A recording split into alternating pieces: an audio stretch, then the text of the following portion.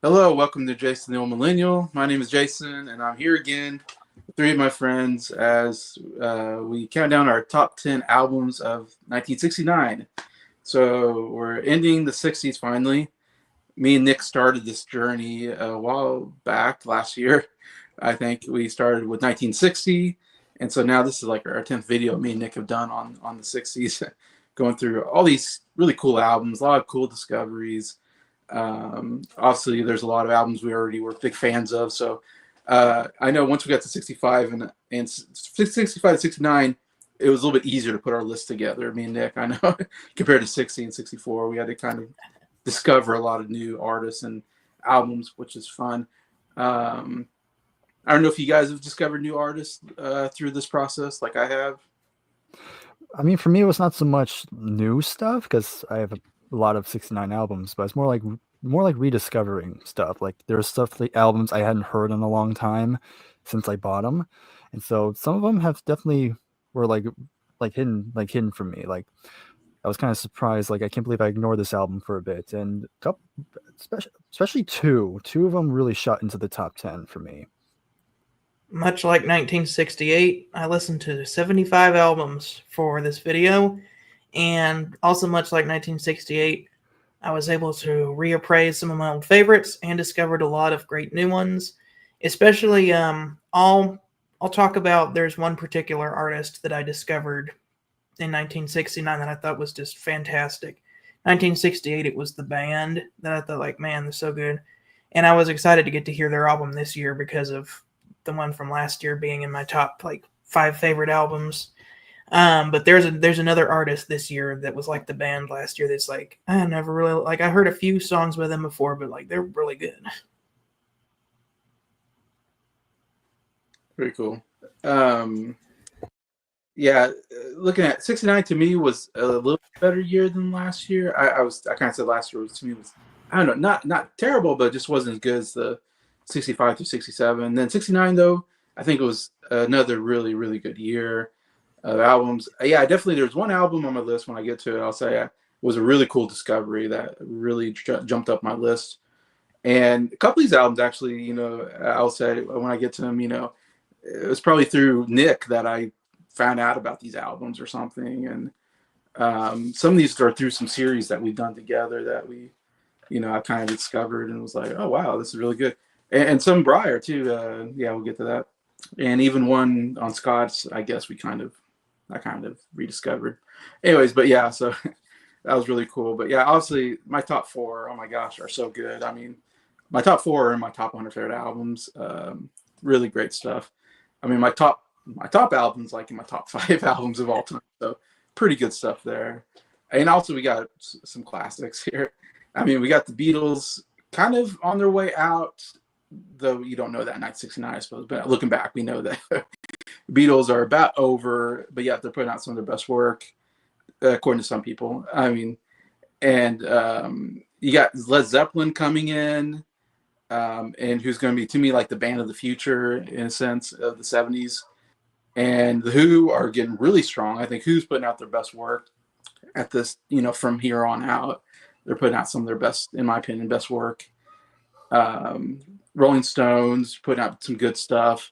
So yeah, a very strong year for all these classic bands. And like I said, new bands like Led Zeppelin coming in. CCR is not new, but I mean, they're also picking up here. The band is fairly new. I guess this is their second album coming out this year.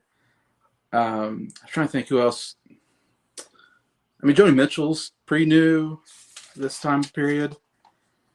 So, I mean, I'm trying to think. I'm sure there's some other people I'm not thinking. Chicago is coming out. Oh yeah, Chicago. They released their first album. In Then Chicago. King Crimson, another Yeah. King Crimson. really bringing progressive rock. Greg into the Lake. fold. Yeah. That's true. I don't care for the King Crimson, but you're right. That was a big album for them. And progressive rock. You got to like 21st Century Schizoid, man. Oh, yeah, that's classic. Yeah. For sure. See, I got Jackson here. Congrats on the big win tonight. Oh, and the Rolling Stones are starting their their classic runs. Well, Maker's Banquet kind of was technically that, but this is Yeah, kind of pointing the Rolling Stones towards Yeah. their 70s sound with Mick Taylor. Mick Taylor joined the band on this album. for sure. And these are all bands that we've talked about quite a bit on our channels and covered their albums a lot. So these are definitely all groups that we're really into. So yeah, good year for our channels. I think we all have big fans of a lot of these artists. Before we start, I'm just gonna say, and someone correct me if they think I'm wrong, but I really think me and Nick have covered the whole '60s, and of course Bryer came in '65, and then Scott, you came last time was your first time? So, 68. They came on doing this, and I don't know if there's another decade that was so different from the first year to the last year. You know what I mean? Feels like totally different. 69 from 1960, and I don't know if we'll get that again in another decade. That there'll be, you know what I mean? That it'll feel so different from going from 1960. And you're getting the rockabilly stuff kind of from the 50s and the R&B rock from the 50s, and you're coming in with some more jazzier, bluesier singers, also some more pop singers of the time, and the girl groups and the boy groups and all this stuff. And then 69, of course, you got you're right into the psychedelic period, still the hard rock period. Guitars are just bands are the thing. And 60, you weren't really getting rock bands at all. 69, rock bands are like where it's at. 1969 feels like the 70s came a year early, almost. Yeah, you're saying like it feels like the 70s almost? Like I can definitely hear where music was in the 60s, but when you hear what people are doing even just next year and next few years, it sounds a lot like this. This year set the blueprint for the next like 3-4 years of music. Yeah, that's a good way to put it, for sure. So yeah, so it's a very interesting journey. I think I can say for me, Nick especially. Wouldn't you agree, Nick?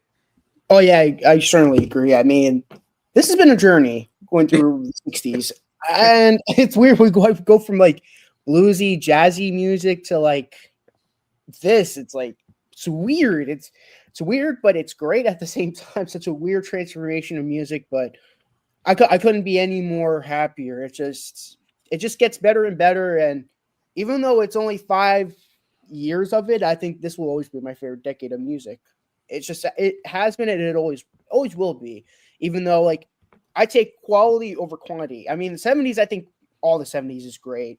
That's true. But the 60s, like to me, the 60s, the best stuff of the 60s outweigh the best stuff of the 70s. That's my opinion. We're just about to get to my favorite. Yeah, it's hard to pick from 60s, 70s. Both decades are so good. It's hard to pick from because they both have the 60s. The only thing that for me for the 60s and why I love the 60s so much is because the Beatles. I mean, let's face it. Mm-hmm. I'm so obsessed with the Beatles, and so that just kind of puts the 60s kind of like probably my favorite decade to listen to and discover and and all that. Anyways, yeah, that's kind of why I like the 70s is because with the 60s you can pinpoint the Beatles are like the biggest band of the 60s. With the 70s, it's like you can definitely point to several, but it's like there's not really one clear winner as to like who's the best band of the 70s. Yeah, you can argue for a couple different ones, I think, in our groups. Yeah, for sure. Anyway, so yeah, let's get to our top 10 favorite albums of '69, finishing out the '60s. And I guess I was talking backstage about how you got Woodstock coming out this year. Like, I don't know what do I say, a cultural big moment. I guess looking back, we look back at Woodstock as this big moment, and all these great rock bands and stuff, singers coming together. I don't know how fun it would be to be there. I feel like it'd be miserable, but no. You had to be high. Stuck in the rain with a bunch of high people. Rain, mud. Yeah. It was a good idea on paper, but in practice, it was probably fun in the moment. But yeah, if I was to take a time machine back to a concert, I'd pick Live Aid over Woodstock any day because Live Aid seems more about the music, whereas Woodstock seems more just about the experience. That's really true. And every time they try to do Woodstock again, like the anniversary concerts, they're just, disasters. Like no one can. Looking at you, Limp Bizkit. Yeah, anytime they do 25th anniversary or something like that. Because the original Woodstock was genuine in what they're trying to do. All the other the times they try to do it Trying to again, recreate it. they try to recreate it, but they try to get money out of it. They try to make Yeah. a buck, which kind of ruins the whole point of the idea of Woodstock. Yeah. Anyway, so we're gonna do our 10 through 6 first. So you want to start us off, Nick? All right. My number 10 is going to be My Chérie Amour by Stevie Wonder. Definitely see a lot more Stevie Wonder going in the future. But yeah, for sure. I believe I didn't have the previous album on my list for once in my life. If I'm correct, I don't think I had that one on my list, but it was definitely an album I really enjoyed. This one, though, I think it's a slight improvement from that album. His albums just start to get better and better throughout. Definitely hear growth in Stevie Wonder until we get to that classic period that we all know and love. But we're still kind of in that period where Stevie Wonder is covering a lot of songs, kind of a singles-ish kind of artist still, but we'll get there in the mid 70s.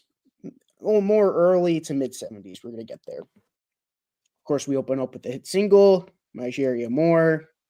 Awesome album opener. Definitely one of the best love songs. I mean, open up with Stevie Wonder. La la la la la la. My Chérie Amour. It's like French with soul at the same time. Hey, I'll sign me up. Great song. Then his version of Hello Young Lovers, pretty cool. At Last I enjoy. His version of Light My Fire, surprisingly good. Not as good as the Doors version, but surprisingly good. You and Me, I enjoy. The Shadow of Your Smile, I really liked. Pearl, I enjoy. Somebody Knows, Somebody Cares, awesome song. My favorite song on the album, Yester Me, Yester You, Yesterday. One of my favorite Stevie Wonder hit songs. That has always been my favorite on the album. Yester Me, Yester You, Yesterday. Very, very like once you hear that chorus, it'll get stuck in your head. Yester Me, Yester You, Yesterday. Angie Girl. Ooh, great song. Give Your Love. Really another amazing song. And I've Got You. Pretty good album closer. Again, really good underrated Stevie Wonder album. Again, just keeps getting better and better. And yeah, I'm looking forward to talking about more Stevie Wonder in the future.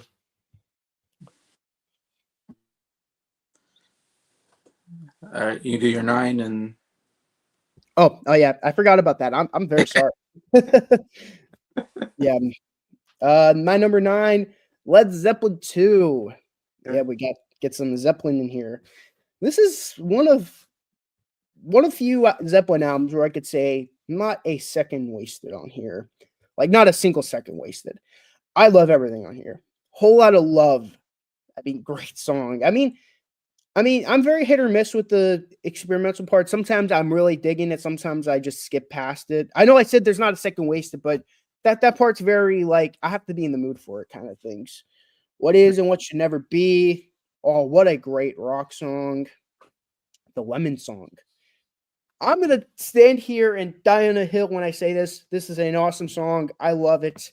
I'll defend it till the day I die. I love the Lemon Song. Always been one of my favorites on the album. Thank You. What a beautiful ballad. Great song. Heartbreaker.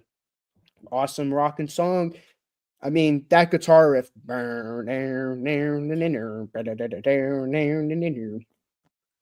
how can you not like that? Live and Love and Made goes right into that song. What a great goes right into that song. It's like a heartbreak, heart when the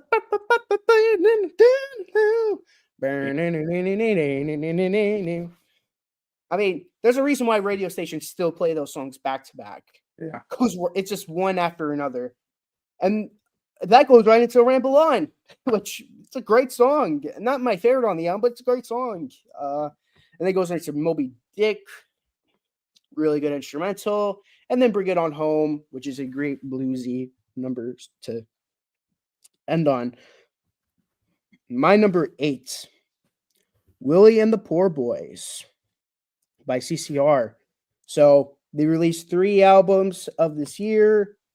Well, I can safely say I have at least one of them on my list. So very happy to say that. One of 3.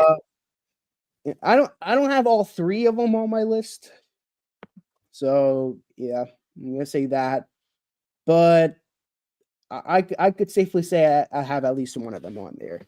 So very, very happy to say that. What a fantastic album. I mean, we open up with Down in the Corner. It Came Out of the Sky. Cotton Fields, which, if you're watching this, Jacob, I could safely say we could all like that song. Great song. Poor Boy Shuffle. Pretty cool instrumental. Feeling Blue always has been my least favorite song. Not a terrible song, but always been my least favorite. Side 2, though, I think all 5 of these tracks are awesome. Fortunate Son. I mean, that's an awesome anti-war, anti-draft song. Don't Look Now. I've always loved that song. Midnight Special. Oh, I mean, that's one of those single-long songs. In the Midnight Special, shine a light on me. Side of the Road. Really good instrumental. And then Effigy.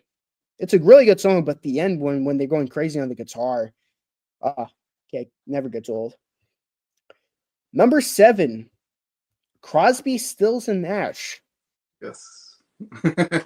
Yes, Crosby, Stills, and Nash. Yes, on my initial list, this was not on the list, but I've been listening to the album a lot lately, and I think it's an amazing album. Sweet Judy Blue Eyes. What a iconic song. 7 minutes of awesomeness with awesome harmonies to boot. Marrakesh Express. What a fun song. Guinevere. That song has grown on me tremendously over the years. This is a song that I didn't care for, but it has grown on me a lot. Good. You Don't Have to Cry. You don't have to cry. Sit down and cry, my baby. Great. Another really good song. Pre-Road Downs. Kind of experimental, but really cool at the same time. I really enjoy it. And it's Graham Nash. Interesting. Wooden Ships. So I'm not going to spoil it, but there's another album on this list that has Wooden Ships on it, which was co-written by a certain member of a different band. Yeah. Which version do I prefer? Neither. They're both great for different reasons. I think this version's great for completely different reasons, and I like the other version for completely different reasons. What makes this version great? Of course, the harmonies. I mean, come on. I mean, of course that, but a great version. Lady of the Island, really good ballad by Graham Nash. Then it goes right into my favorite song, Sorry Bryer, Helplessly Hoping is my favorite song on the album. I remember a certain time when I remember Jason was in disbelief. I was a little bit of disbelief as well. Great song though. Long Time Gone is really good. And then 49 Bye-Byes. Great album closer. And yeah, that will be my number 7. Number 6, Odessa by the Bee Gees. Yeah. So I made it no secret that the Bee Gees are one of my favorite bands. And I've always preferred their early period. And to me, this is their best album of this early period, in my opinion. Most people will say Bee Gees first, which I won't argue against that. Bee Gees first is an incredible album. But Odessa, double album. And it's really good too. So we open up with Odessa, City of the Black Sea, and Epic. I never, like, when I first heard the Bee Gees, I never thought 7-minute Epic. But they delivered. I was like, whoa. I remember when I first heard the song, I'm like, this is the Bee Gees? this is the same band that gave us Staying Alive? All right, I'm down for it. But you know what's crazy? I'm not gonna say like, oh, this is the real Bee Gees. Staying Alive Bee Gees is sellout stuff. No, both versions of the Bee Gees are great for completely different reasons. I like that. I like the versatility. You know, the fact that they go from 7.5-minute epic to like one of the most iconic disco songs. So I'm happy. I actually like that, but some people are different. Never See My Face Again, really nice. Black Diamond, which is I think Adam's favorite Bee Gees song. Really? Fun fact. Marley Put Drive. Bee Gees doing country music.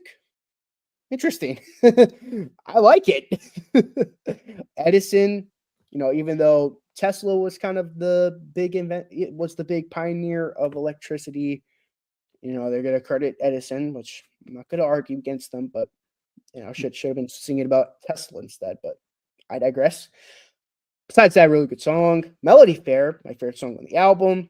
Suddenly, really good. Whisper Whisper, I enjoyed. Lamplight, awesome song. Sound of Love, I enjoy. Give Your Best, another really nice song. Seven Seas of Symphony, I enjoy. With All Nations, it's pretty good. Laugh in Your Face, great song. Never Say Never Again, First of May. British Opera, really good instrumental to close out the album. I will say this though, maybe one too many instrumentals. This would be a lot higher on the list if they cut the instrumentals and made it either more like real songs or maybe condensed it to a single album. One of those two. Besides that, really good album. Yeah, that's my number 6. All right, good list. Definitely gonna see some of those on my list too. So, all right, Scott. This has to be one of the greatest years in music because all 10 of these albums get a 10 out of 10 for me. Nice. And it's pretty tricky to get a 10. So, this shows how amazing this year is. What's going to start at number 10? I actually rearranged my list a little bit right before. And so it was going to be something else, but I switched this to number 10.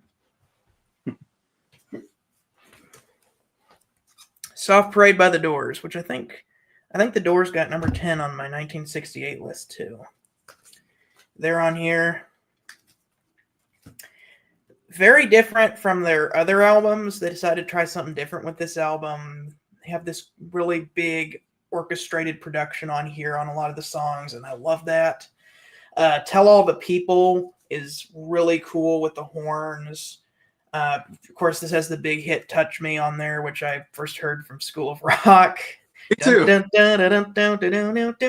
Every time I hear that, I just want to go, Lawrence is good at piano. But I know I like the song for the song too. That's not always what I'm thinking. I like the song. I like the I'm gonna love you till the heavens start to. It sounds like a Frank Sinatra song almost, and I love it. And the saxophone solo was killer on there, and John Densmore's drumming is great. Yeah, there's some pretty experimental stuff on here. Easy Ride, Wild Child, The Running Blues. I love that song. That song is so fun. It's a tribute to Otis Redding. Wishful Sinful is one of the most underrated Doors songs. It's a beautiful ballad with great string section. And then the Soft Parade, which is just madness. Like, you have to listen to it. It's like some proto-disco stuff on there. It's so cool. It's number 10, The Doors, Soft Parade. Number 9, we have King Crimson, Court of the Crimson King, early progressive rock album featuring Greg Lake. And funny enough, what's the guy's name? Ian McDonald, the saxophone, flute, keyboard player on this album, would go on to be a founding member of Foreigner. So the more you know. And then Greg Lake goes to make Emerson, Lake and Palmer. So very influential band that the lineup is always changing, mostly because a lot of the members who are in this band go and form other bands.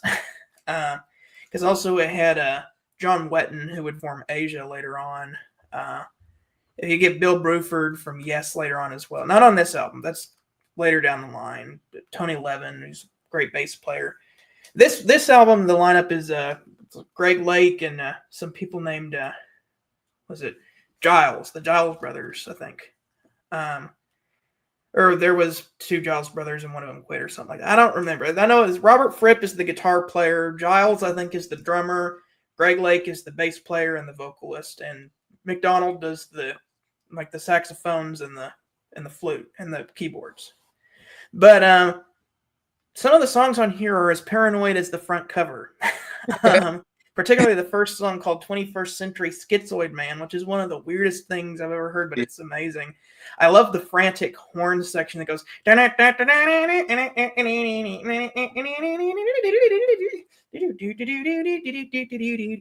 It's like almost like combining jazz and rock.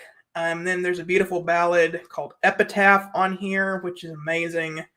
There's a song called Moonchild that I'm not a big fan of, even though I give this album a 10. Like, I like the song part, but then there's like weird noodling at the second half that I'm like, this should not be a 12-minute song.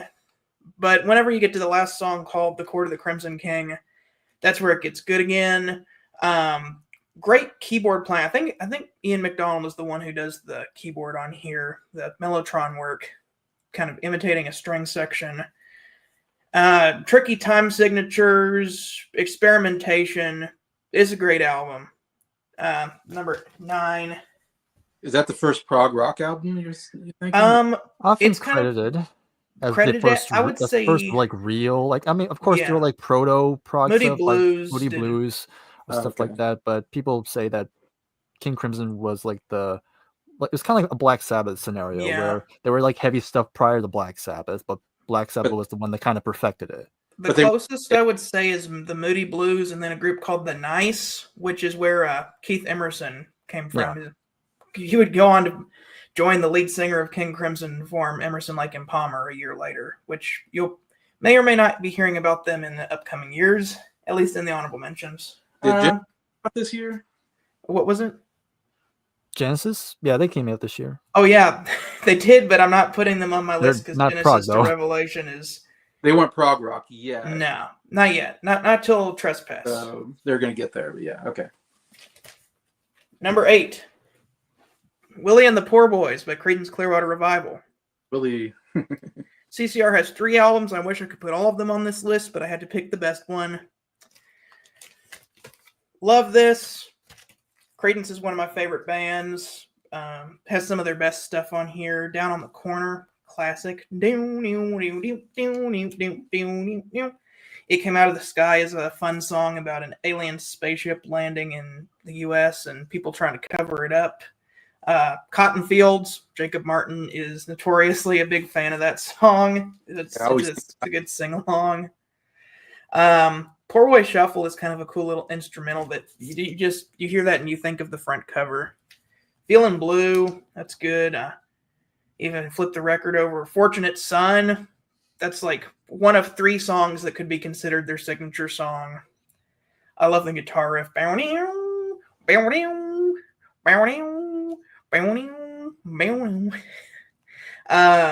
Look Now, It Ain't You or Me. I like that song. That song is cool. I love the Midnight Special. That one's great. It's an old folk song that they do a cover of. But they have the best version. Another album I listened to this year had a version of it. I don't remember which, but it wasn't nearly as good. This one is the definitive version of that song, in my opinion. Side of the Road, cool instrumental that's kind of reminiscent of Green Onions. And then Effigy. Man, what a cool way to close this album. The guitar at the end, so cool. Yeah, Creedence, Willie and the Poor Boys. 10, 9, 8, 7. Number 7. And this is the new artist that I think is really good. It's the Guess Who with Canned Wheat Packed by the Guess Who. They had 2 albums this year. Their other album, Wheatfield Soul, also amazing, but it didn't make the top 10. I still really like that one. It's going to be in my honorable mentions. But this is it's not really it's their second album, but it's not their second album. Like, they were called Chad and the Expressions before, and this is their second album as the Guess Who.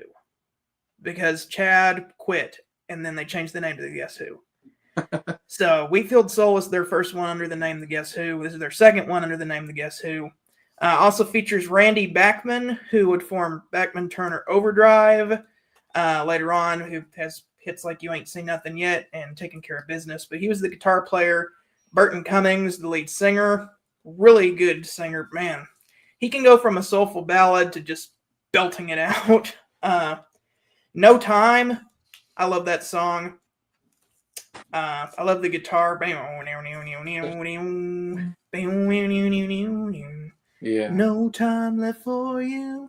On my way to better things. I got myself that. See, he starts out singing soft, and then he's just like, I got myself some way. And then at the end, he's just going like, I got no time. It's just like, man, he just belting it out there. It's such a versatile range. Minstrel Boy, that's like a deep cut on here. Really good, really good. I love the part where it goes, play, violin, play. Of course, the big hit on here is Laughing. That song is so good. You were laughing, laughing, laughing. It's really good. And the other hit, which is actually the B-side of Laughing, Undone. Man, that's another really great song. She's come undone. And then 6 a.m. or Nearer, another really underrated song. I love that one.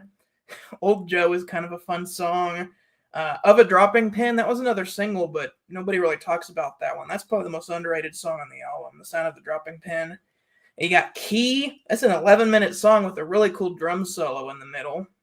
And then I gave it a 10, but the last song on this album is kind of a joke. It's just Burton Cummings doing this Scottish accent like, you don't want to be a star. Don't be a star. Talking about like show business.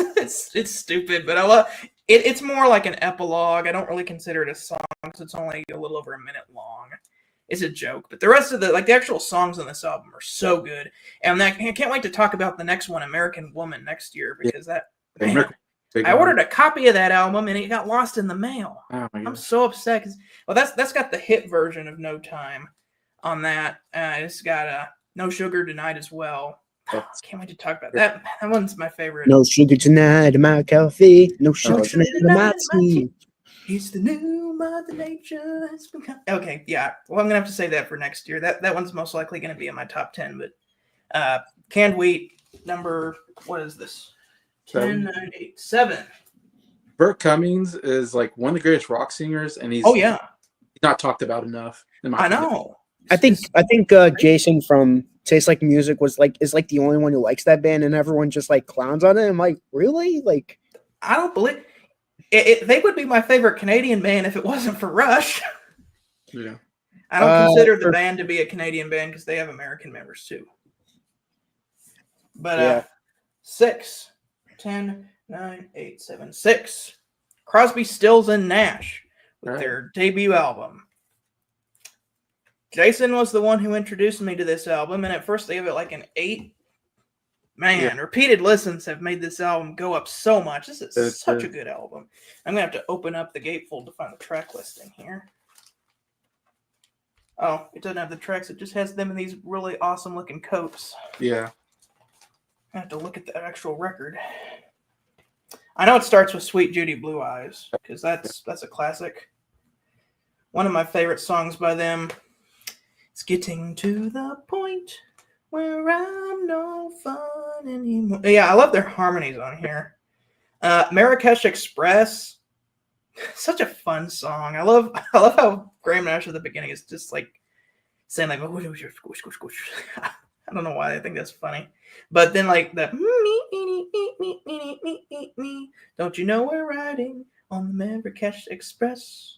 They're taking me to Marrakesh. Yeah. Love it. Guinevere, beautiful song, great ballad. You Don't Have to Cry, another great song. Pre-Road Downs, great rocker, cool reverse guitar. Be sure to hide the roaches. If you know, you know. Wooden Ships, love that one. I love the part where it's a real trippy song. I love the part where it's like, can I have some of your purple berries? Yes, I've been here.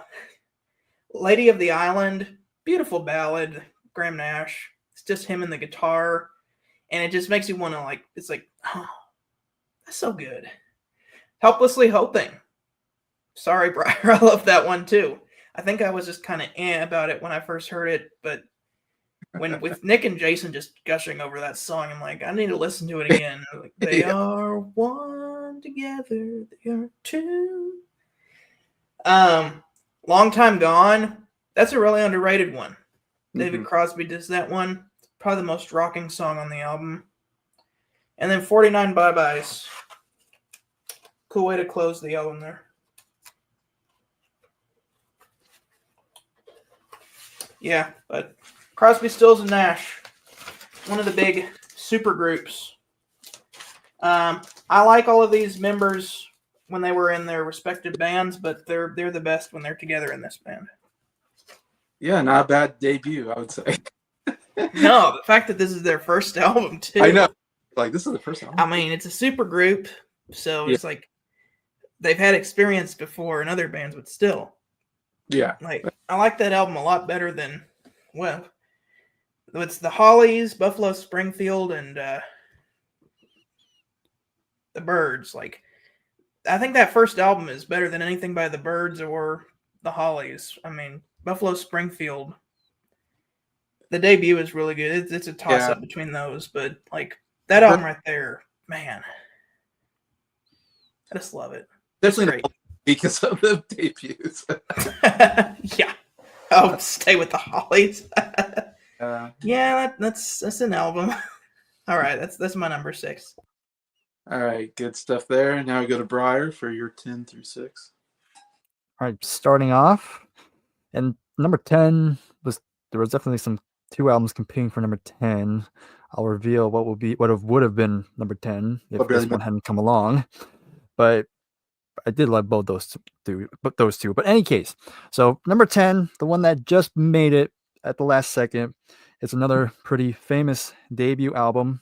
And that, of course, is Led Zeppelin. Yeah. I mean, this is another example of one of the most important debuts in rock history. Yeah. Just taking blues rock and just really making it even heavier than what people were used to at the time. Of course, you have the classic lineup of Jimmy Page, guitar, and I mean, he's really the mastermind of the band. You know, he was in the Yardbirds originally, but then he tried to make the new Yardbirds, but of course, it wound up becoming Led Zeppelin. And yeah, I mean, starting off, you have Good Times, Bad Times, one of the greats, like intro songs to a band. I mean, you just get everything. You get the heavy drumming from John Bonham, the guitar riff, and you get Robert Plant's like very unique vocal style, and even some great bass playing from John Paul Jones. So excellent opening song. Then you go to Babe, I'm Gonna Leave You. Just love the dynamics they play with that one, where it's all kind of moody, kind of eerie, but then John just comes with the drums, just punches you in the face with it like you weren't expecting it. And it's just going back and forth, and then eventually it just rocks out, and it's just an excellent song there. Of course, there are some covers on here. You have "You Shook Me," which is kind of a blues standard, and it's not my favorite song on the album, but you know, it's fine for what it is. But then it picks up yet again with "Dazed Confused," another very interesting song. It's kind of pretty much another cover, but you have the very memorable but yet very simple bass line from John Paul. But it really fits the tone very well. And another song they kind of play with dynamics. Your Time's Gonna Come is a nice, very light song, very puts you in a nice mood. But then it blends right into Black Mountain Side, which is kind of pretty much an instrumental track, pretty fine. But then you get the Communication Breakdown, and you know, Led Zeppelin are kind of cited as one of the big influencers of heavy metal music, and Communication Breakdown to me is that song that really showcases that, just how that fast-paced, very in your face guitar riff, and it's just a big excellent rocker. Then you get to I Can't Quit You Babe, another cover, which is fine, but again, not one of my favorites. But you end off with the killer How Many More Times. It's just an 8.5-minute track, and it's just love the bass line from John Paul Jones, and the guitar riff itself is just absolutely monstrous. And even Robert Plant does his wail near the ends, which is always amazing. But yeah, it's excellent debut album, just the start of a very influential career. So that's gonna be number 10. Number 9, going to Creedence Clearwater Revival. Not Willie yet, but it's gonna go to Green River now. Of course, another really fantastic album from them. The second album from '69. But you have Green River, which is a classic song, very catchy song.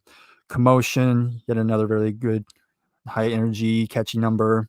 Then you have Tombstone Shadow, very very cool song. Has a bit more of a bluesy edge, which I dig quite a bit. Wrote a Song for Everyone is a great kind of deep cuts. Then another great iconic song from them with Bad Moon Rising. No, actually, there is a bathroom to my right. Now that I look at it, it's like the next room over. So it does work out.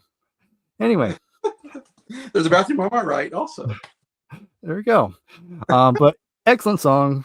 Love it, of course. And then you have Lodi, which is another really nice, lovely song. And then you get the last three songs, which, again, more deep cuts, but still really cool songs like Cross Tie Walker, Sinister Purpose, and The Nighttime is the Right Time. Just a very great rock album from start to finish. Really enjoy it a lot. That's number 9. Number 8. And this was a kind of another last minute change. I had a different album at number 8, but it kind of went up a little bit. So now at number 8, I'm going to go with another debut. And it's the Allman Brothers Band. Oh, okay. Yeah, so the Allman Brothers Band, another very pretty influential band because they're one of those bands that are cited as really spearheading what would become Southern rock. And yeah, you can definitely hear the influence on it. You have 2 guitar players. Of course, you have the main guy with Duane Allman, who has become a very influential guitar player in his own right, despite his very short life. Right, really? Yeah, motorcycle crash. Like a lot of Southern rock musicians, surprisingly. Really? It's either car crashes, drugs, or airplanes. Yeah. That slide guitar playing in Layla is going to be like the thing you remember. Yeah, he was there. But yeah, but this is like them still kind of pretty early on. But even though they're just now starting, had some pretty big songs for them that would become big for them, especially in the live setting. Of course, you have songs like "Don't Want You No More," great opening song. It's very bluesy, a bit more bluesy than what you expect from Southern rock, but still it's really nice. The guitar playing, of course, it goes without saying, and you have Greg Allman, who of course is doing the vocals and the keyboard playing, and he's great. Really soulful voice he has, or he had. But all around, I can really just name every song and just say every song on here is great. Of course, another thing, it has the one of the most well-known songs, at least their best like early song, is "Whipping Post," which would become even bigger on their live album at Fillmore East, which they really would start another hallmark of Southern rock, where these long jam sessions, like the original song's 5 minutes, but I think in the live album they stretch it like almost 20 minutes. But you get all the guitar playing, of course. But yeah, excellent album, really nice one here.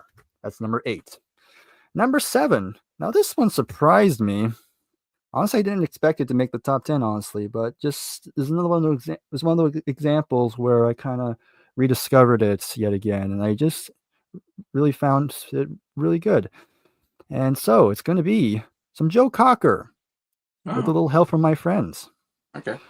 So Joe Cocker, he's a pretty well-known singer, kind of known for his very soulful, very kind of bluesy vocal style, very reminiscent of very much like Ray Charles almost. I know that was one of his big influences. But yeah, I mean, again, his vocals is really the big highlight. Like I just really adored his vocals throughout the entire album. And you have a pretty big personnel on here, especially a couple very big names. You have Steve Winwood, of course, but probably the biggest well-known persons that you have Jimmy Page who played on the album. There's his picture right there. Okay. Yeah, this was just before Led Zeppelin came out, or no, Led Zeppelin already come out. I forgot the exact timeline. But yeah, the majority of the album is pretty much covers. Like there's like famous songs like, you have Just Like a Woman from Bob Dylan, and then you have I Shall Be Released, another one. Don't Let Me Be Misunderstood, another cover. But of course, this album is pretty well known for the most famous cover on here, and it's the name of the album, of course, The Beatles with a Little Help from My Friends, which was a big hit for him. And I do love his version. Like, of course, I still prefer the Beatles version. Duh. But I think Joe does a really good version on his own. Really sets it apart and makes it his own. Talk. I think that's Yeah, he did it on Woodstock too. Yeah. that's like a famous version I've heard. Woodstock version. Yeah. I think Woodstock was basically his big, like, Yeah. brought him into the mainstream. Yeah. But yeah, it's a really excellent album. I really dug it quite a bit. So that is number And Feeling All 7. Right. Yeah, Feeling All Right's a great opening song too. Traffic cover. Yeah. So yeah, that was number 7. Number 6. And I do have it on both vinyl and CD. And it's gonna be Rolling Stones, Let It Bleed. So yeah, this is basically the Stones getting. We're basically in that classic period, which I prefer from the Stones, for me personally. Here's the CD. And you have the big hit on here. Of course, starts off with "Gimme Shelter," one of the great Stones songs ever, one of the great songs of the '60s. Just the vocal performances from both Mick and Mary Clayton, who does the backing vocals, is just iconic, and just fits the mentality, during the Vietnam War, the kind of the fear and the anger surrounding it. Excellent track, one of the Stones' best. Then you have Love in Vain, kind of slow it down a bit now, very more acoustic heavy, and this album definitely has a lot more of a country aspect to it, which they do make it work. They make it work, especially because you have songs like Country Honk, which is just a country version of Honky Tonk Woman, which it's fine. I don't mind Honky Tonk, but it does fit the tone of the album more fittingly than Honky Tonk Woman. I will agree to that. Live With Me is another good song. The title track's great. Midnight Rambler, just a 6, almost 7-minute track, and yeah, just really good rock song there. I love the different sections they do with that one. Then you have the very underrated You Got the Silver, which is a Keith Richards song, and I really enjoyed that one. Love the mood and the tone of that one. And you have another pretty fun track with Monkey Man. Just another fun, excellent track. Love the piano and the guitar in that one and the bass. And then it closes off with another one of their big songs, You Can't Always Get What You Want, where they're bringing the gospel influence, which is, yeah, absolutely excellent closing song. But yeah, one of my favorite Stones albums. And yeah, excellent one. And that is my number 6. Yeah, great. One of the greatest Oprah closers, I think, of any album, in my opinion. But yeah. All right, good stuff there. A lot of other good. We're getting some variety of stuff so far. So, and I'm gonna have some new stuff on my list as well that no one's talked about. Number 10, an album that I wouldn't know existed if it wasn't for Nick. And he put this on our album exchange, and it was good enough. It made it in my top 10. Now it's Picking Up the Pieces by Poco. I know Nick loves this album. He is one that kind of, because we went through Buffalo Springfield, and then what's his name? One of the singers, guitar players. I don't forget his name now. Richie Fury. Richie Fury. When the Buffalo Springfield broke up, he then formed this band Poco, which is not a band I've really ever heard of or anybody talks about, or it wasn't a big band that I know of. I don't know if they had any big hits or anything like that. And so it's really this, unless you're like really into, like you're like us and you're like really into, listening to a lot of music, and you kind of discover stuff like this. And Nick talked about I think Nick got into this because of Buffalo Springfield, and then he's like, oh man, I love this album. And then he put it on the album exchange, so of course I listened to it. And yeah, it was a good album. I think what I love about it is it reminds me a little bit, to me, the first half reminds me of Buffalo Springfield. It almost feels like, oh, Buffalo Springfield made another album. This first half would be like what it would sound like. It does have that folk rock, feel to it that I love, that folk rock music. And because I really like Buffalo Springfield, the first 2 albums. And so that first half is really good. I think some great harmonies, really good stuff. Second half is more country, and Poco I think goes more in country if I remember right. And Nick I know is listening to more of their albums. I haven't listened to any other albums, but and Fury was more of a country, and even the Buffalo Springfield his songs had a little bit more of a country feel to them. So that's definitely the direction he was going. Which was cool because it kind of made Buffalo Springfield more variety of a band because of that country feel that they also put in there. And so the second half is definitely more country, and I don't like the second half nearly as much as the first half. I like the folk rock better than the country side, but still, the first side is so good. I put it in my top 10 here because I gave it an 8.5 overall. The first two songs are my favorite. You kind of put them together, and it's basically like one song. The first song kind of goes right into the second song, which is called What a Day. That's my favorite song on the album. Again, no big hits here, but man, definitely check that song out for me. It was a great opener, very upbeat or very, I don't know, makes you smile kind of song. But yeah, lots of good stuff here. Nobody's Fool, Calico Lady, First Love. I love their more ballad type stuff is really good on this album. Make Me Smile, and the title song, Picking Up the Pieces, is also really good as well. So yeah, thanks to Nick. You got Picking Up the Pieces by Poco. The main thing that I know about Poco is not on this album, but like on like the next album or a few albums later, their bass player, whose name is Randy Meisner, eventually leaves and joins the Eagles, and his replacement is named Timothy Schmidt, who, funny enough, when Randy Meisner leaves the Eagles, Timothy Schmidt replaces him in the Eagles, so it's like you get replaced twice. Yeah, and of course, and the Eagles had a bit of a country sound to them on their first album, so that makes sense.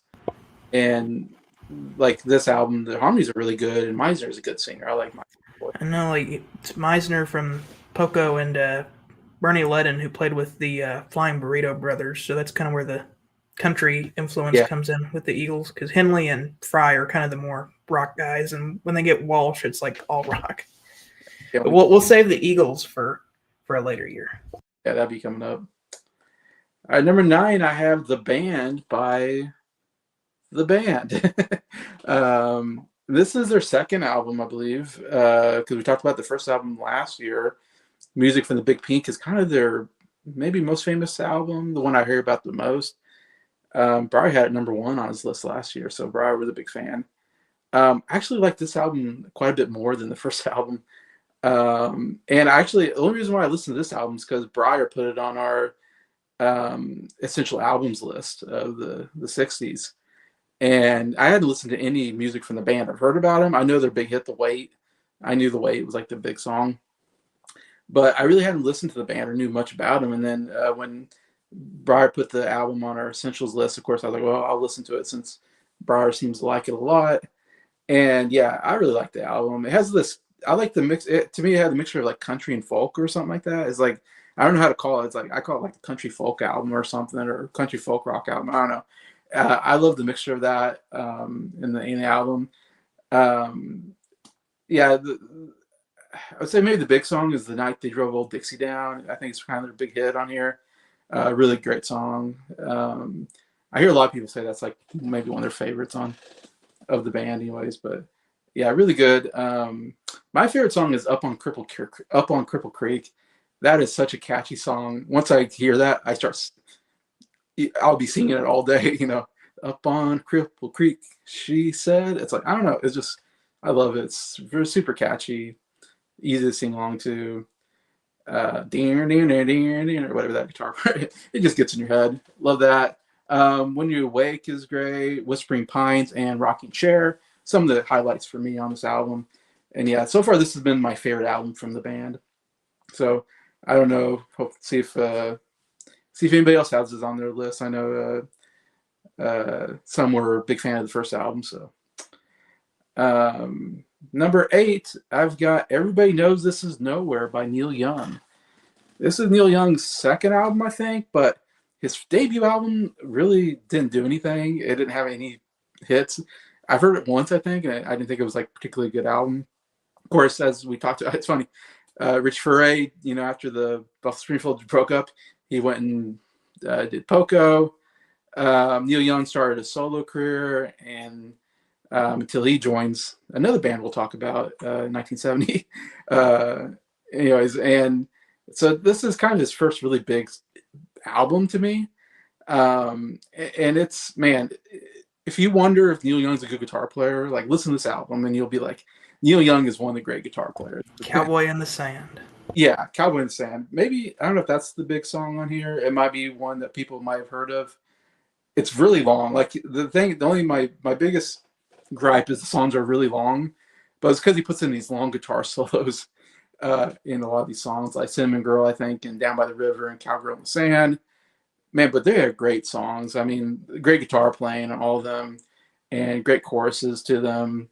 But this definitely definitely more of a, like I said, he's definitely showcasing his guitar skills, electric guitar skills on this one. I feel like he does more acoustic on like Harvest and a mixture of that on the other big album I'm not thinking of.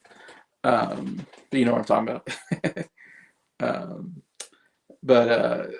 Cinnamon Girl, I don't know if that's a hit song, but I feel like if you know Neil Young, that's people know that song. That's a good song. The title track, Everybody Knows It's Nowhere, is a really good song. It's one of the shorter songs, I think, on the album, but it's really good, really solid. That people probably don't talk about enough. It's really good. Like I said, Down by the River is a really good one. And I've heard Crosby, Stills, Nash & Young, they do a version of that on their live album. That's really good as well. They sang it live. It's kind of a staple, I think, of Crosby, Stills, Nash & Young. And they sound great together as well. I love that chorus, down by the river. And Neil Young, I love his voice. I don't know. I've heard some people say they hate his voice. I really like his voice. He has such a unique, distinct voice, that kind of tenor kind of sound, whatever you want to call it. And he said Cowgirl in the Sand, I think it's probably the big one here. Again, some great guitar soloing. And my favorite song, though, is Round and Round. I love that song. That's one of my favorite Neil Young songs. So underrated. Nobody talks about it, but it's one of those it's more of a softer song, but it's got some great female backing vocals, and I just love that. Round and round and round she goes. It won't be long. Love his voice on it. Reminds me of some of the stuff he does on Buffalo Springfield when he does more of those softer songs. I don't know. I love it. It's so catchy. Great vocals, great harmonies, kind of with the backings. And Everybody Knows It's Nowhere. I don't know if that's. I'd say Harvest is a bigger album, maybe, and the other album, you know what I'm talking about, the other album. Trying to think of the other album. After the Gold Rush? Yeah, that's the one, After the Gold Rush. I would say Harvest and After the Gold Rush are probably bigger albums or more well-known albums, but this is still really good. To me, these are the top three Neil Young albums. Those two and this one, and that I've heard so far. I haven't heard all of his albums, but anyways. All right, number 7. We're going to go with Willie and the Poor Boys by CCR. I think Nick and Scott had it at 8. I think you both had the same spot. Right? I'm getting the feeling that everybody seems to like this one. And I have it at 7, so the three of us have it about the same spot on our list. So we all are really much in agreement on this album, which is kind of cool to see. It's my second favorite CCR album. And it's funny, I had their debut album in my top 10 last year in '68, and I think this album's like much better than their debut album. But that's just because I thought last year was a little bit weaker year, and so their album made it in. This is a strong year, and they made it in because this is a really good album for them. As you mentioned, Down the Corner, what a great opener, so catchy. That Down on the Corner, of course, big radio hit. He said the album cover reminds me of Down on the Corner, kind of. Oh, I love that guitar. Cotton Fields, so catchy. I always think about Jacob every time I hear that song. I'm like, oh, Jacob. One of his favorite, I think his favorite CCR song. I think we could all collectively agree we think of Jacob whenever we hear that That's song. Jacob's theme song now. It's ubiquitous. Like I'm sure whenever Teach Your Children plays, you're like, Nick's song. Yeah, everybody has a song. Yeah, Jason's song is Sweet Judy Blue Eyes. I would say Sweet Judy Blue Eyes. Yeah. When I hear I can't say the name of the song right now because I'm blanking, but it's on this album, and I think of Scott. Oh yeah. Queen. Any Bryer, Queen Bryer song? has to be pretty much anything by Queen. I say something by Queen. Which one though? Which one? Or any song related to cats. Yeah. I really like "Feeling Blue." I thought that was a very good song. Yeah, "Fortunate Son." Yeah, definitely a top 5 like best CCR song. My favorite song on the album. That guitar is so iconic. Once you hear that guitar, it's like, oh, yeah, I know what song this is. It's just like I never heard a song sound like that before. And yeah, you think of Vietnam and stuff like that for some reason. It just kind of gets them because of watching Forrest Gump and stuff like that. Every time I picture helicopters. I have a terrible meme. It's terrible, but it's when you thought you were just gonna get a nice free helicopter ride, but Fortunate Son starts playing. You Yeah, know you're screwed. you're not a good. Yeah, Yep. When you thought you were just gonna get a nice scenic helicopter tour of Vietnam, but Fortunate Son starts playing. Some wave the uh, yeah. It's great. I love the lead vocals are so good. Oh my gosh, when he kicks it in, like he kicks in at 10 right away. It's just he just hits you with all of it, and it's so good. Don't Look Now, I thought was real good. Midnight Special, of course, good cover song, as they do a lot of those. And if I like Effigy, I think it's a good song, good closer to the album. So yeah, Willie and Poor Boys here at number 7. Number 6, Nick will be happy about this. I had Arthur by the Kinks.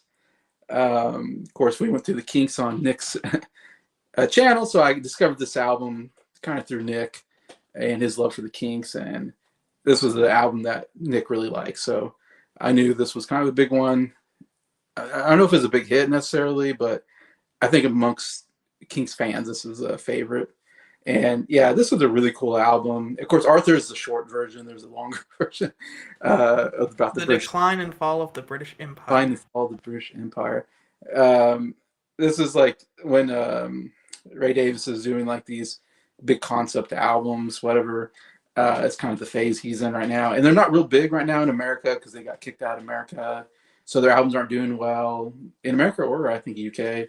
They'll get back into it, but it's a real cool album because the concept kind of is like dealing with aftermath in England, a war, kind of dealing with World War II and the aftermath or so in England, and it's kind of tells the story of this guy Arthur, and his family moves to Australia, I think, at some point because it was an Australian song. Anyways, and I think it's based on some true stuff maybe that Ray Davis knew about. But man, it's a really cool concept album because you hear and when you listen to some of the songs and you can hear them talking about kind of World War II kind of stuff, and you're like, oh wow, this is really cool, like how they kind of connect together. Victoria is a great opener. It's super catchy. One of my favorite in the album. Victoria, yeah. Yes or No Sir is a real cool one, kind of like, again, you're in the army and yes sir, no sir, and it's really catchy, really good stuff. Gosh, one of my favorite songs, Some Mother's Son, is the lyrics are so good. Oh my gosh, like if you never heard that song, when I first heard that song, I was blown away by lyrically just how haunting this song is, about war and like, you know, the person you kill, that's somebody's mother's son. And it's just like, oh my gosh, that's so true. And it's like so heartbreaking when you think about it that way. And one of my favorite lines I always think about is like everybody's face looks the same when they're dead or something like that. It's some line like that. And it's like, wow, that's powerful. Because you think of a battlefield full of dead people, you know, during war. And yeah, they all kind of look the same. It's good. Driving is a really good song, very catchy again. Driving, yeah. And then my favorite song is actually Stronger Law, is a really one of my favorite top 10. Like, I think it was maybe, I don't know if it was my top 10, but it was up there, I think, of my Kinks songs. Really good. Like, again, these aren't big hit songs, but man, really good stuff by the Kinks. They're really, again, we talked about their album last year was huge. Green Preservation Society, and then you got this, and then we're gonna get another big album next year. So this is a really cool period for the Kinks anyway. So yeah, Arthur at number 6 for me. All right. Did our first half of the album. Now we're going to go 5 through number 2. So now we're dealing with our top 5 favorite songs of a really good year. So let's see what we got here, Nick. Man, so many like great albums from all of us. It's whenever I just keep thinking, I'm like, man, what a great year for music. And Yeah. general, just oh man, very, very happy with the year.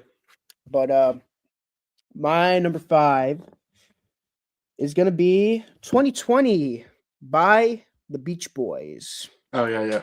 So yet another Beach Boy album on my list from 62 all the way to now. I've had at least one of their albums Yep. on my list. Did That's Pet Sounds crazy. win 66 or No. what was your? Well, 62 I had Surfing Safari, 63 I had Surfer Girl, 64 I had all three. I think I had all 3 of the Beach Boy albums. It was another pretty big year. What was your favorite album? 66. I'm trying to think now. Pet Sounds. I had Pet Sounds. Oh, what was my favorite album of 66? It wasn't. It was Simon and Garfunkel, wasn't it? It was Yeah. Parts Parsley, of Sage, Rosemary, and Thyme. Yes, that was it. Yes. Yeah, Nick loves that album. Yeah, Pet Sounds was me. Yeah, Pet Sounds was Breyer's favorite album, 66, and Revolver was mine. We had 3 different. Pet Sounds and Revolver. It's a toss up between those two. For 3 me. great. We all 3 number 1. Yeah, it was interesting. Anyway, Yeah. sorry. Oh, you're good. You're good. So, yeah, I'm very, very happy to say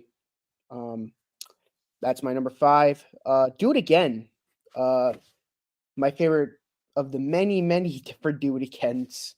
Steely Dan, Kinks, a lot of Do It Agains, but none of them being similar or covers at all. They all just like doing it again. Yeah, I love this. I love the song. I Can Hear Music.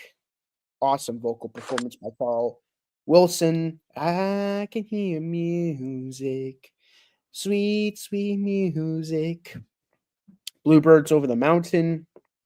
Great cover. Be With Me. Dennis Wilson. What the heck? You're starting to write really good songs. It's like if one Wilson brother isn't making great songs, it's another Wilson brother that's making a great song. Great song by Dennis. All I Want to Do. This is a rocker. Really great rocker. Dennis Wilson wrote it, but Mike Love did the lead vocals. I wonder if Axl Rose took that song as inspiration because there's noises at the end. Oh, yeah. So I'm not going to say what it is, but there's a couple of noises at the end, which it's something. Anyways, Nearest Far Away Place. Great, beautiful orchestration by Bruce Campbell, I think's the name of him. Bruce Johnston. Bruce Johnson, yes. Yeah. Thinking about a different I think you're thinking of Glenn Campbell. Glenn Campbell. But Campbell. very Pet Sounds-esque. I know a Bruce Dickinson. The Bruce Dickinson. The Bruce Dickinson. I know 2 Bruce Dickinsons. That's funny. Cotton Fields. Hey, we just talked about a Cotton Fields. Another great version of Cotton Fields. I love the song. Went to Sleep, really good. Time to Get Alone. Never Learn Not to Love. You could say that song. Song's killer. Mm-hmm. Our Prayer, great song, and Cabinessence. I know I know Scott really wanted Smile to be a thing, but this is how I was introduced to Cabinessence, and I will stand that I think it really works on this album. And that's the closer. I'm like, I remember hearing this and being like, what is this? I'm like, this sounds like nothing like the album, and I really enjoy it. So there's that. Shame that Mike didn't like that Crow Flies Uncover the Cornfield line because that's a good way to end the album. Yeah. Number 4, Let It Bleed. Let It Bleed. Let It Bleed. Let It Bleed. That was a good version of the song. Rolling Stones, Let It Bleed. Really good album. I mean, we were just talking about one of the best bookends ever. Give Me Shelter, and You Can't Always Get What You Want. I will certainly agree with you guys. One of the best one-two punches on the album, like to start and end the album. Everything in between is great too. Love in Vain, great song. Country Honk, great song. Live With Me, oh, great song. I love the bass on it. Let It Bleed. I'm definitely one of the few defenders of that song. We all need somebody we could lean on. Midnight Rambler, awesome song. Got the Silver, really underrated. Monkey Man. I'm a monkey. That's funny. Number 3, Volunteers by Jefferson Airplane. So, second, yet another Jefferson Airplane record. And yeah, this will be the last Jefferson Airplane album you'll see on my list because they would have 3 more albums, but yeah, this is their last really good album. And this is the last album before the end of the 60s. We Could Be Together, one of my favorite songs. One thing I really love about the album opener is that they're not afraid to say things. And one of the lines of the song is "Up Against the Wall, motherfucker." I'm like, what?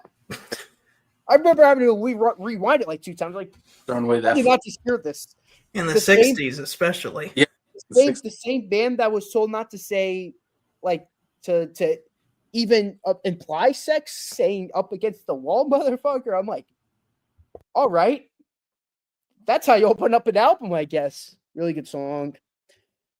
Good Shepherd, really good. The Farm, really great. Hey Frederick, epic song by forgetting her name, but really, really powerful song. Grace Slick, great Grace Slick song.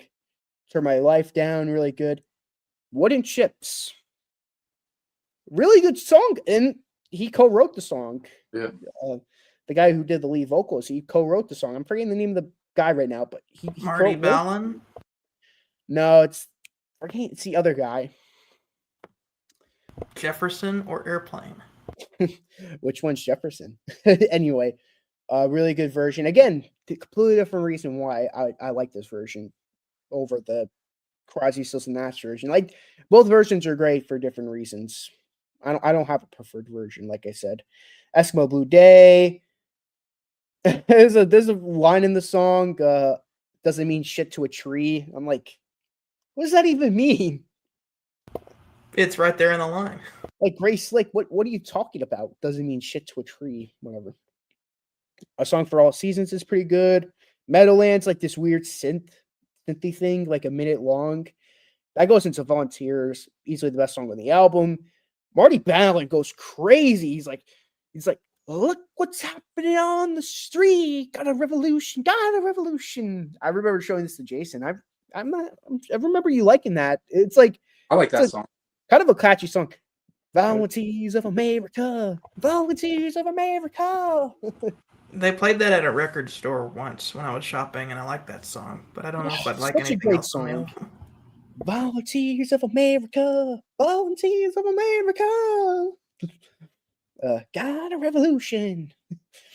Number 2, Tommy by The Who. I mean, I could go over how great it is and how, I mean, it's like a whole ass album, so I'm not going to go over each individual song, but just a really great double epic album, and I definitely recommend you guys listening to it.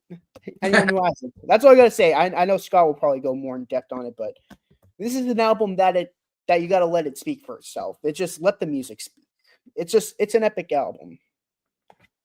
That'll be my number 2. All right, good choice there.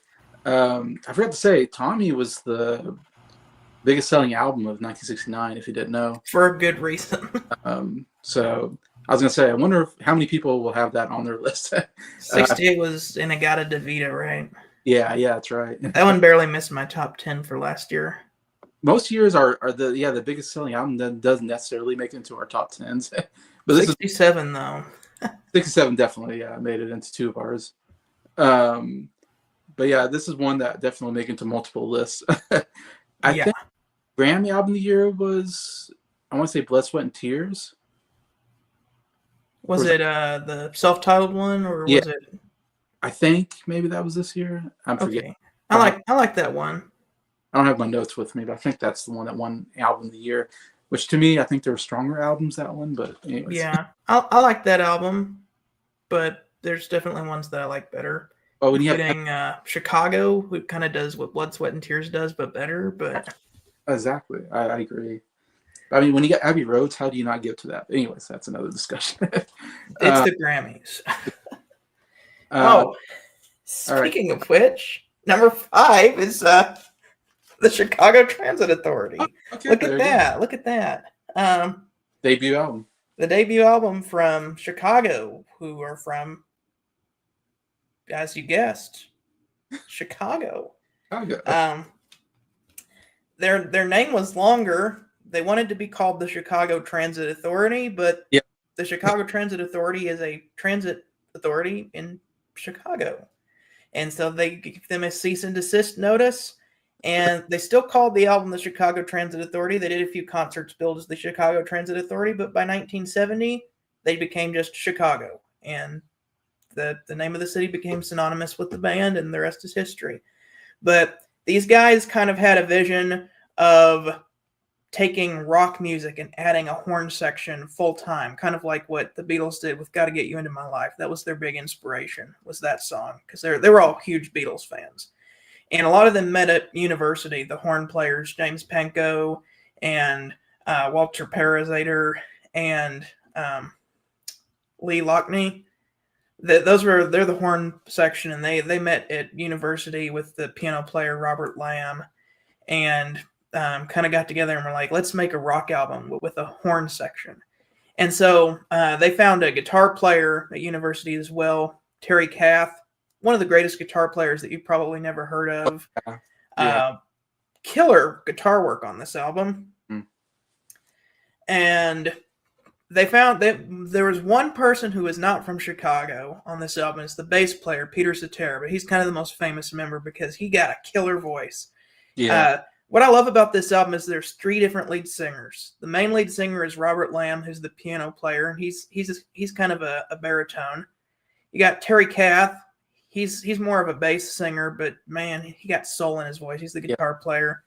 And then Peter Cetera, the bass player, who's the tenor, sings it real high, which is funny. That the bass player, why is it that the bass players who sing always sing up really high? It's like, are they trying to get a full range, like Geddy Lee too? Bass player, but he can sing super high. John Wetton from Asia, all the ones who sing high are bass players. Yeah. But I love that because you get the 3 different lead singers, not all the songs on here sound the same. You get a good variety. The first song on here is called Introduction, and that's exactly what it is, a great introduction to the band, sung by Terry Kath. We got Does Anybody Really Know What Time It Is? I love that song. Does anybody really know what time it is? Does anybody really care about time? Love the backing vocals. So I can't imagine when I was walking down the street one day. Yeah, and then the horns. Oh, so good. Beginnings. Another great song. I love the guitar at the beginning. Like, and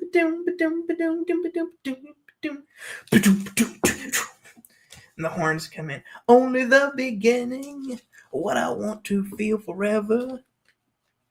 And there's a Beatles reference in there. I got to get you into my life, mama. That, which is a reference to their big inspiration song. There's another Beatles reference on here too.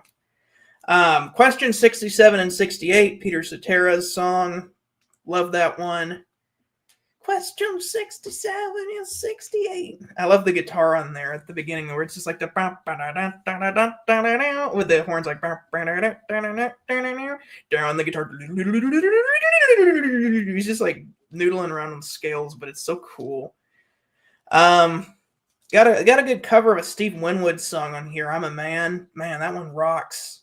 South California Purples, Listen, Killer. Poem 58. Great guitar on that one. It's almost like there's like a jam session and then there's a song after that. What else is on here? I'm going to have to open it up and look. Beginnings. Poem 58. South California Purples, already talked about that. I'm a Man. There's like a little suite in here that's kind of like creating a protest in front of your very ears, which is kind of cool. Liberation is pretty much just a jam session for 15 minutes. My only thing I don't like about this album is there's a song called Freeform Guitar. When I saw the name of it, because Terry Kath is such a good guitar player, I thought, oh, this is going to be like an epic guitar solo. It's just him making feedback noises for 8 minutes, and it hurts my head. I'm like, Yeah. what? And then I look up the history of it, and he didn't even know he was being recorded. He was just messing around in the studio, and the engineer heard it, was like, fascinating. Sounds We like should put that on the album. And he was upset that they put it on. He just, because he deserves better. He's such a good guitar player, and you're going to put him going.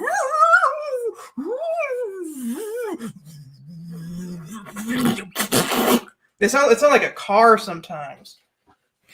But yeah, no. Rest of the album is fantastic, though. I love that. I love that album. It's my second favorite Chicago album. My favorite one is next year, the self-titled one, their second album. But that's my second favorite one. What is this? number 4. 4? Yeah, number 4. I'm sad I could not get the first Led Zeppelin album in my top 10. Oh yeah. The second one. I'm tired of pretending that this is one of my least favorite Led Zeppelin albums. We did the ranking on my channel. Yeah. I said it was like one of my least favorite ones because I was trying to go through my hip phase, you know. I'm gonna pick In Through the Outdoor because that's the one that people hate, you know. Yeah. I don't want to be different, you know. This one's got the hits on it, you know. I'm done with that. All right, I'm just gonna like what I like, and if it's popular, it's good for a reason. This is one of the best albums ever. Man, such a killer rock album here. Starting out with Whole Lot of Love. Man, what a cool way to open up your album.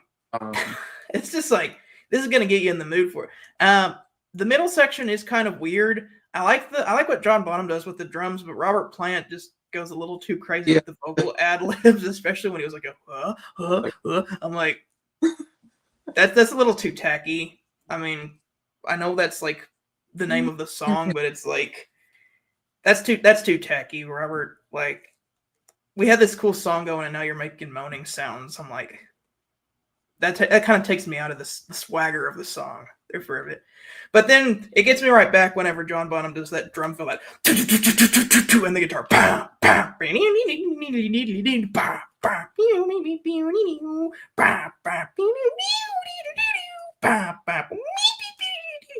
and then he goes right back in, and then the outro where it all cuts out and he's just like, woman, you need love. And you can like faintly hear in the background like a deleted take that's like echoing in between when he's singing because there's nothing else other than his voice. I'm like, that's so cool. The production on this album is really good. They spend a lot of time with studio effects on this album. The first album was kind of more, you know, just blues. There's a little bit of that where he uses the guitar bow or the violin bow on Dazed and Confused, but this one is really where they start playing around with studio effects. What Is and What Should Never Be. Another fantastic song. Again, I'm going to have to open this up to find the track listing. Lemon Song. That's the most bluesy song on the album. Still a good jam. Bow, bow, bow, bow, bow, bow, bow, bow. It's my least favorite, but it's still good. Thank You. It's probably my favorite song on this album. And it used to be Heartbreaker, but Thank You, every time I hear it, is just like such a beautiful song. And I love John Paul Jones's organ playing on there. The lyrics are just fantastic. Heartbreaker has probably the best, the best Jimmy Page guitar solo in the middle where he's just going ham. I love the riff. Down, down, down, down, down, down, down, down, down, and then John Bonham. Oh, the drumming. The drumming on this album is so good. And that just goes straight into Living, Loving, Made. I want your purple umbrella and your 50-cent, whatever it is. Living, loving. She's just a woman. Oh, I love that. Apparently, that's one of the band's least favorite songs, and they never really played it live. And I'm like, why? It's one of my favorite songs on the album, especially right after Heartbreaker. Ramble On. I love that one. I love the Lord of the Rings references in there. Oh, ramble on. Now's the time. The time is now. I'm going to sing my song. Oh, I love the bass on there. I love the guitar. Moby Dick. That's John Bonham's big drum solo. Yeah. When they do it live, it's really his big drum solo. But here, it's a much more condensed version. And then you got this this really cool bluesy closer, Bring It On Home. It's kind of combining blues and rock. Yeah, their first two albums are definitely the bluesiest ones, especially the first one. But killer stuff on here. Number 3. And I am very sad that the Rolling Stones will probably not get the top album spot on any year. It's probably as high as they will get, even though I really like them. But I feel there's better. My favorite Rolling Stones album at number 3. I wish I could have given them number 1 for 1 year, but my top 2 albums are too good. So, number 3, Let It Bleed by the Rolling Stones.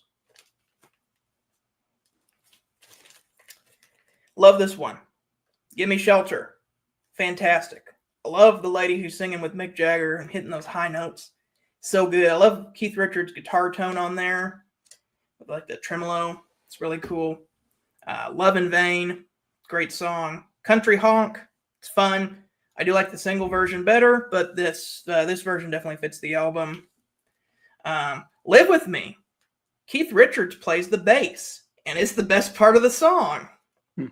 Well, that and the saxophone. That with the saxophone solo is, ooh. So good. Not as big on the title track, but everything else is amazing. Of course, Midnight Rambler, a song that they like to play in concert a lot. Really cool. I love all the different sections of that. And I love whenever it's like, well, you dum ba dum ba dum dum dum. Like whenever they just kind of slow it down a bit, and then it just gets faster and faster. I love that. You Got the Silver, one of the best Keith Richards-led Rolling Stones song. It's a psychedelic country song, and I can't think of very many psychedelic country songs, so that's cool. And then, of course, you have Monkey Man. I love the piano on there, but my favorite part is when Mick Jagger sings, I'm a monkey! I'm a monkey! I'm a monkey! Well, that and I'm a cold Italian pizza. I don't know why that's so funny, but it is.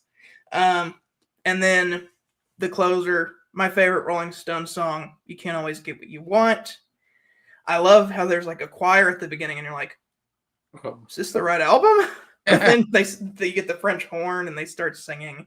And at the end, where they're just like playing, and the piano's going, and the choir's like in the background, like, oh, oh. And then like you get the very end where they're like, singing like really high. And it's just like that with the instruments in the background and the piano, and it's just like, wow. The only thing I'm upset about is that apparently Charlie Watts did not drum on that song. It was Jimmy Miller, the producer, who played the drums. I'm sad that Charlie Watts is not on my favorite Rolling Stones song, just the drummer, but you can't always get what you want. But you can try sometimes. You might find you get what you need. Number 3. Number 2. Tommy by the Who. I agree with what Nick said. You got to let the music speak for yourself on this one, so I'm not going to go very much into the story. The story is kind of weird. Yes. I'll say that, but I just chalk that up to it's the 60s. The 60s were a weird time. It's an acid trip of a story. It's about a deaf, dumb, and blind kid who gets famous because he can play pinball, and then they cure him, and people follow him, and then they don't. That's pretty much the story. and he has abusive relatives. Yes. That's pretty much the story. But the music on here is really good. I like that there's a story. It's very groundbreaking, but I'm more invested in the music than I am the story. I love all the themes that return through some of the songs on here, like the "See me, feel me, touch me, heal me." I love that, and the "Listening to you, I climbed the mountain, gazing at you." Yeah, I love that. So many songs on here that like just get stuck in your head. Like usually when I listen to an album, it's like, oh, that's pretty good, but like I'm gonna have to listen to it a few more times to see what sticks. This album, first time I heard it, I had stuff stuck in my head that I'm like, I remember like every song on this album. I remember the Christmas song, "Tommy doesn't know what day it is." Or I remember, obviously like "Pinball Wizard." That's the big hit on here. "That deaf dumb blind kid sure plays a mean pinball." Ba-down, down, down, down. "Go to the Mirror." Ba-na-na-na-na, ba-na-na-na-na, da-na-na-na-na, da-na-na. "He seems to be completely unreceptive. The test I gave him gave no signs at all." Oh, that's my favorite song on the album. I know "Pinball Wizard" is the big song. That's my second favorite, but "Go to the Mirror" is my favorite on here.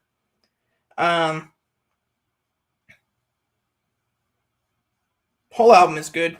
I don't want to spend a whole lot of time going through every single song on this album because eventually we will have a Who series and we'll do a full review on it. But this is my second favorite Who album. My ranking swaps around all the time.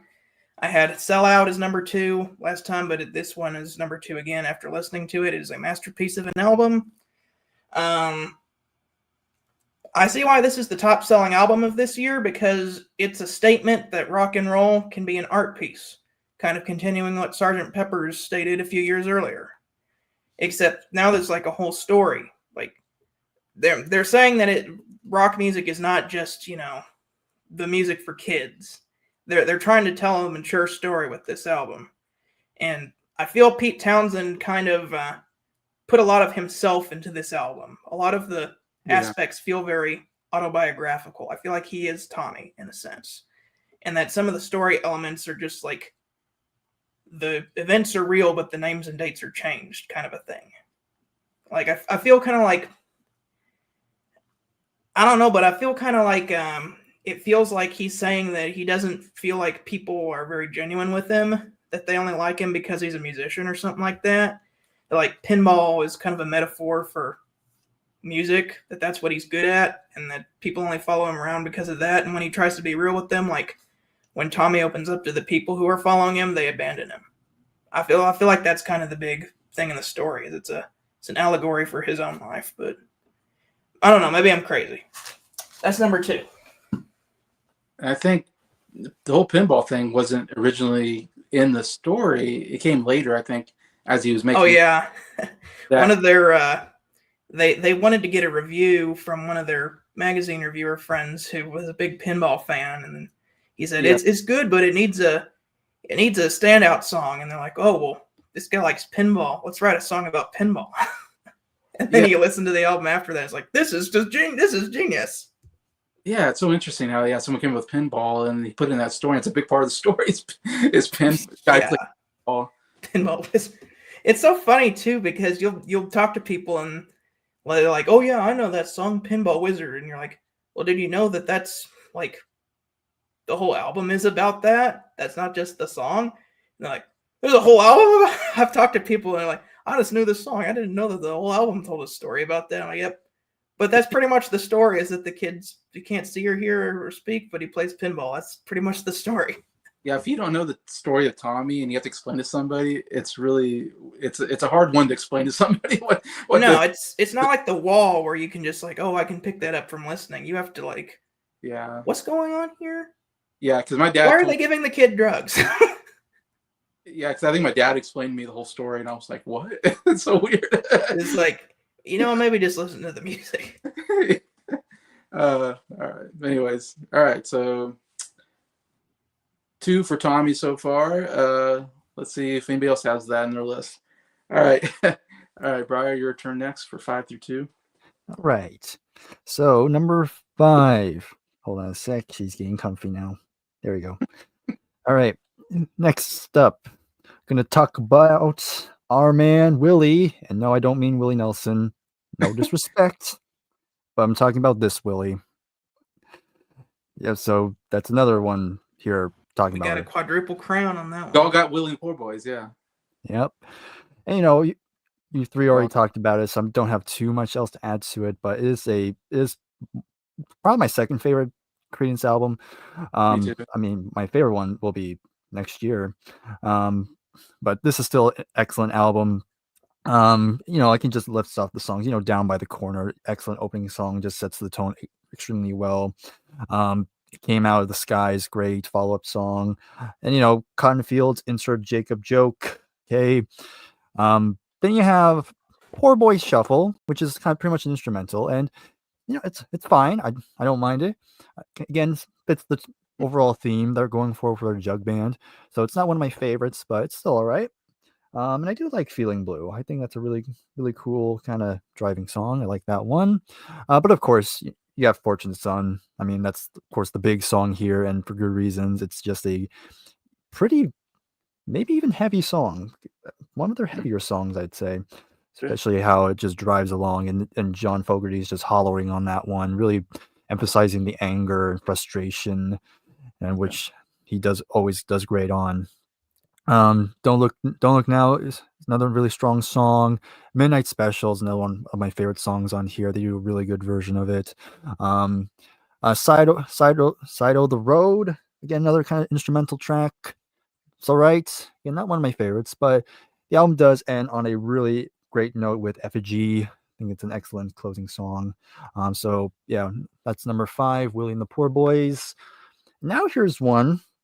I'm sure I'm going to be the only one to have this one on here. It's going to be not quite well known. Depends on who you ask. But it's a band called Grand Funk Railroad, and this is their album, Grand Hold on Funk. a second.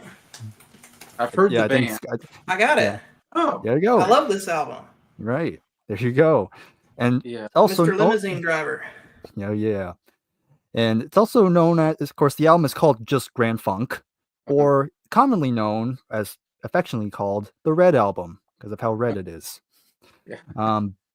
But yeah, this is basically a 3-piece band. It's a trio, a power trio. You have Mark Farner on guitar and vocals. You have Don Brewer on drums and also vocals. And on bass, you have Mel, hopefully I say his last name correctly, Shocker, something like that. And that's basically the band lineup. And it is an excellent hard rock album. Like, it is pretty heavy. And the reason why it's very heavy, and this is one of the reasons why I really love the album, is because the bass is very high in the mix. Like, it is in your face the entire time, and it's just going extremely well with the drumming. It makes it sound even heavier, and you have excellent guitar work from Mark Farner. It's just excellent music all the way through. Again, you have songs like Got This Thing on the Move, just a great fast-paced heavy song, and they're just kind of just jamming along to it. It's only not too long. It's like 4.5 minutes basically. But then you have Please Don't Worry, another really great song, got a great groove to it. High Falutin' Woman, another really fun track. Then you have Mr. Limousine Driver, Scott mentioned it. Yeah, it's a killer song as well. Needs great. Winter in My Soul is another strong song. Like, the last 3 songs the last 4 songs, I should say, they're definitely the longest songs on here. It needs like almost 8 minutes. Winter in My Soul is over 6.5 minutes. You have a song called Paranoid, kind of not that paranoid, that comes later. But that song is another one that's almost 8 minutes, but still excellent. And then it closes off with probably one of their most well-known, especially live. They're a pretty big live act. Fun facts: they were the fastest band to sell at Shea Stadiums. They outsold the Beatles, apparently. So there's a little bit of history on that. But Inside Looking Out, another epic closing song. That one's almost 10 minutes, but again, the playing is just absolutely on fire. But yeah, excellent hard rock album, very underrated, I would say. I haven't checked out every Grand Funk Railroad album, but this is another one of those examples where this is me kind of rediscovering them, because I've had the CD for a while, but it's always an album I forget about. But then when I re-listened to it for this, I was like, man, why was I sleeping on this? But excellent hard rock album, definitely worth checking out. It almost sounds like it could have been recorded live. It could have. I know they have a live album I heard was really good. Maybe that's something worth checking out.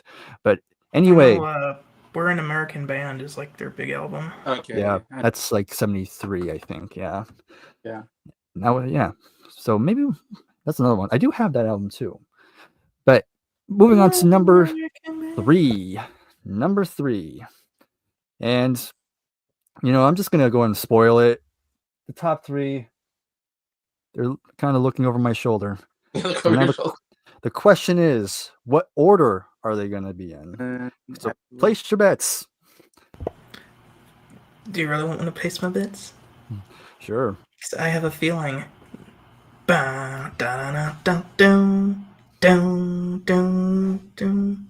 Okay. You think that's going to be next? That's going to be number 3? Mm-hmm. All right. Anybody want to object? Yeah. All right. I guess Confusion will be my epitaph. All right. Number 3. All right. All right. It's the band. Cool. And All right. well, the band was number 1 last year. Yep. But it's number 3. Ironically, this is my favorite album from them. Oh, okay. But I just like the top 2 just a little bit more objectively. But this is still a phenomenal album. Yeah, I mean, this is, like I just said, it's my favorite one. I think every song here is absolutely lovely. The songwriting is really great. And just the musicianship between all the members, it just gels so well together. You have Across the Great Divide, just a excellent way. You have some horns on it too. Really like the vocal delivery on it. And just, again, sets the tone. And then you have the next song, Rag Mama Rag. Really, really good song. Got some fiddle or violin thing going on, which is pretty cool. Again, the band definitely fall under the genre, a bit of country, a little bit of folk, but you also got like Americana or roots rock in there. They're definitely one of the big, probably my favorite band in that genre. But anyway, Rag Mama Rag's great. And then, of course, you have the big song. Of course, you have The Night They Drove Old Dixie Down, which is could be my favorite band song. It's definitely up there. Definitely a top 5 for sure. Just Levon Helm, the drummer, his vocal delivery on it is absolutely one of his best. Then you have When You Awake's great. And then you have another Levon Helm sung track, of course, Up on Cripple Creek, which the groove on that one is so infectious. They're just moving along to it, and gotta keep her home here. But yeah, another classic song from them. Whispering Pines, another great song. Love that one. Then Jemima Surrender is lovely too. Rockin' Chair is great. Lookout Cleveland, Jawbone. Another really song I really love is The Unfaithful Servants. Just another like ballad type of thing. But again, the vocals on there, I forgot who's doing the vocals on that track, but is that Rick Denko? Might be. It probably is. But absolutely lovely song. And it closes off with King Harvest, which is another excellent way to close the album. But yeah, it's my favorite band album, and yeah, I don't think that's going to change soon. All right, number 2. All right, does anyone want to place new bets on who's going to be number 2? Abbey Roads is number 2 is my guess. No, I'm sticking with King Crimson. Okay. King Crimson. Nick, do you want to chime in? No. I guess I'm talking to the wind.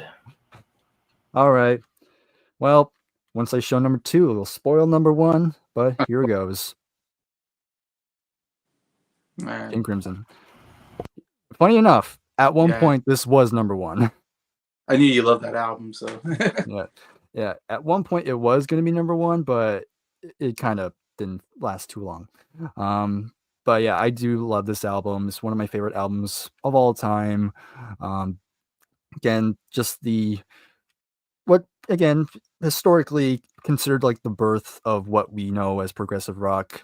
It kind of it's like its real like big intro in a big way. I mean, the lineup on this album is just one of the most well known in the prog scene. Of course, you have Robert Fripp, who is the guitar player and pretty much the main guy in charge.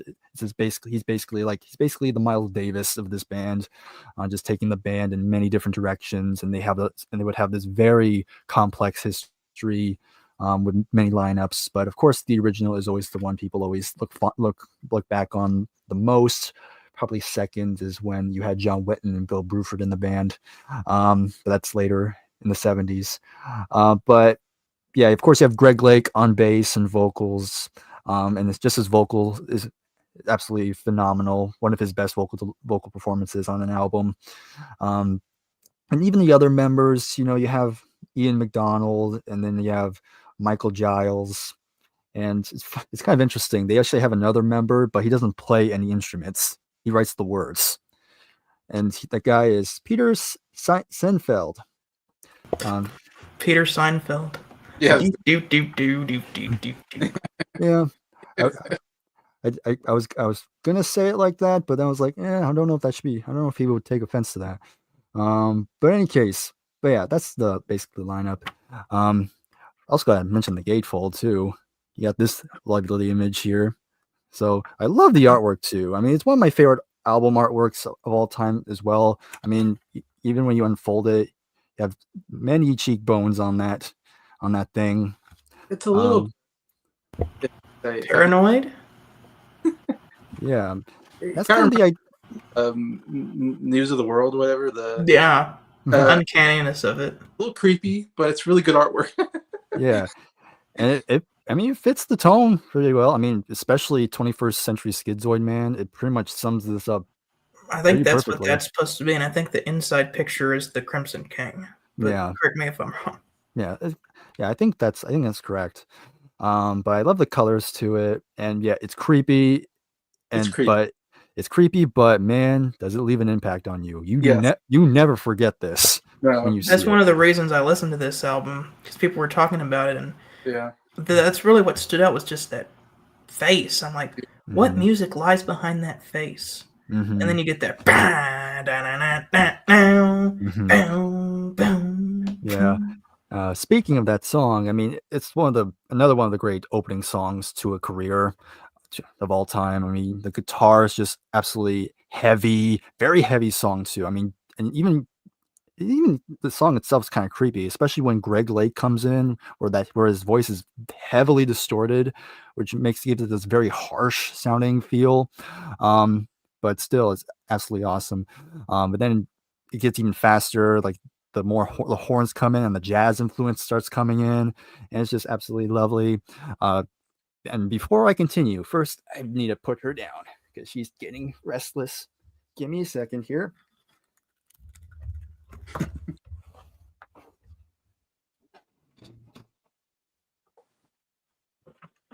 Yeah, she's spoiled. Anyway, then the next song, which kind of calms everything down after that craziness there. You have I Talk to the Wind, which is this nice, breezy, very relaxing type of song. And you have the flutes coming in on that one. And you're just kind of feeling good after a while. But then you get hit with an emotional punch with the song Epitaph, and is without a doubt Greg Lake's best vocals on the album, and one of his great vocal deliveries on any track, especially dealing with death, basically about writing someone's epitaph. Very heartfelt delivery he does on that. Then you have Moonchild, and I agree. I think the noodling goes on a bit too long, but it doesn't really deter my enjoyment for the album. It's still different. I mean, but it's not not my favorite moment. But of course, it does pick it up with the closing song, the title track, and yeah, it's an epic closing song for sure. The Mellotron is epic, and some great vocals once again, and just the overall different sections that goes into is just absolutely lovely. But yeah, it's prog rock, and it's really making a statement here, and prog rock would continue into the 70s, of course. But that's going to be my number 2 in the Court of the Crimson King, King Crimson. Man, I wish we could have gotten just one more album with that lineup. Yeah. Wake and Beside Kim comes close. It still has Greg Lake It on still it. has Lake on it, but McDonald and Giles leave. Mm-hmm. My problem with that album is the first song is really cool, and I'm thinking, oh, this whole album's gonna sound like this, and none of the rest of the album sounds anything like It that. does kind of seem like every other song on that album is just a mid-tempo ballad washed in Mellotron. Yeah, so I'm so disappointed. We don't get any more big rockers like the Schizoid Man. First song, I'm like, oh man, I'm into this, and after that, I'm like, wow, what a disappointment. That's me on that album. They should have done well. They had other songs in their repertoire, but because they wanted to noodle around on Moonchild, we couldn't put them on the album. Yeah. All right. For me, number 5 is my biggest discovery that I had on this year. Album I've never listened to before by an artist I haven't really heard too much from, and that is Clouds by Joni Mitchell, which I have the CD here. And I was listening to this today. If you are a friend of mine on Facebook, I usually post a picture when I'm listening to an album, and I posted a picture of this on Facebook. So I was listening to this today, in fact, and wow, what a great discovery. I mean, I knew Blue. I have Blue on vinyl, and I like Blue a lot, but it's funny, I'm not really super familiar. Of course, Joni Mitchell took herself off of Spotify for a while, so I couldn't even listen to her music for a while. And so that's why I've never really gotten into her until now. Until now, I can kind of get back into Joni Mitchell, which is kind of cool because she's definitely one of those artists. And I love folk music. I'm a big fan of folk music. So it's been really cool. As I'm going through the 70s, I've been picking up on a lot of Joni Mitchell albums in my kind of short list of my top 10. Anyways, but yeah, this definitely, I heard this and I was like, wow, this is so good. I think I like it even better than Blue, and I think Blue's a really good album. Of course, it's kind of a big album. I don't think this is her debut, maybe, but it's like maybe her second album, or because it's I don't know what her debut was, but I feel like this was a bigger album than her debut, or it's an album she's really known for. It has her biggest song, probably her biggest hit. If you know anything about Joni Mitchell, I think you probably know Both Sides Now. That is an amazing song. It's my favorite song on the album. I was just listening today. It's so good. The verses, it's just such a great melody, and I love her voice. And then it gets in that chorus. I think she changes every time. Like I look at life at both sides now, and then she says something else. I look at this at both. Anyways, but I love when she goes in that chorus. On both sides now. It's just a beautiful, just a wonderful song. Of course. I love Chelsea Morning. That's become one of my favorite songs of hers that I didn't know before until I heard this album. Like I said, I didn't know this album until I was going through 1969, and I was like, oh, I need to listen to this Joni Mitchell album. She's on Spotify. And I listened to the album, and I was like, oh my gosh, like I really like Joni Mitchell. And I'm really liking her stuff anyways. And it went from not knowing her or not knowing this album at all to being top 5. I mean, that's how good this album was. That on first listen, it like shot up my list of like, wow. The more time I listen to it, more I really like it. But also like, I don't know where I stand, the gallery, the song about the Midway, and I think I understand. But it's a lot of great stuff. Again, only maybe one big hit on here, but it's all really good deep cuts, whatever you want to say. And I know Breyer's a big fan of Joni Mitchell, so I know he'll probably be happy I got this on my list.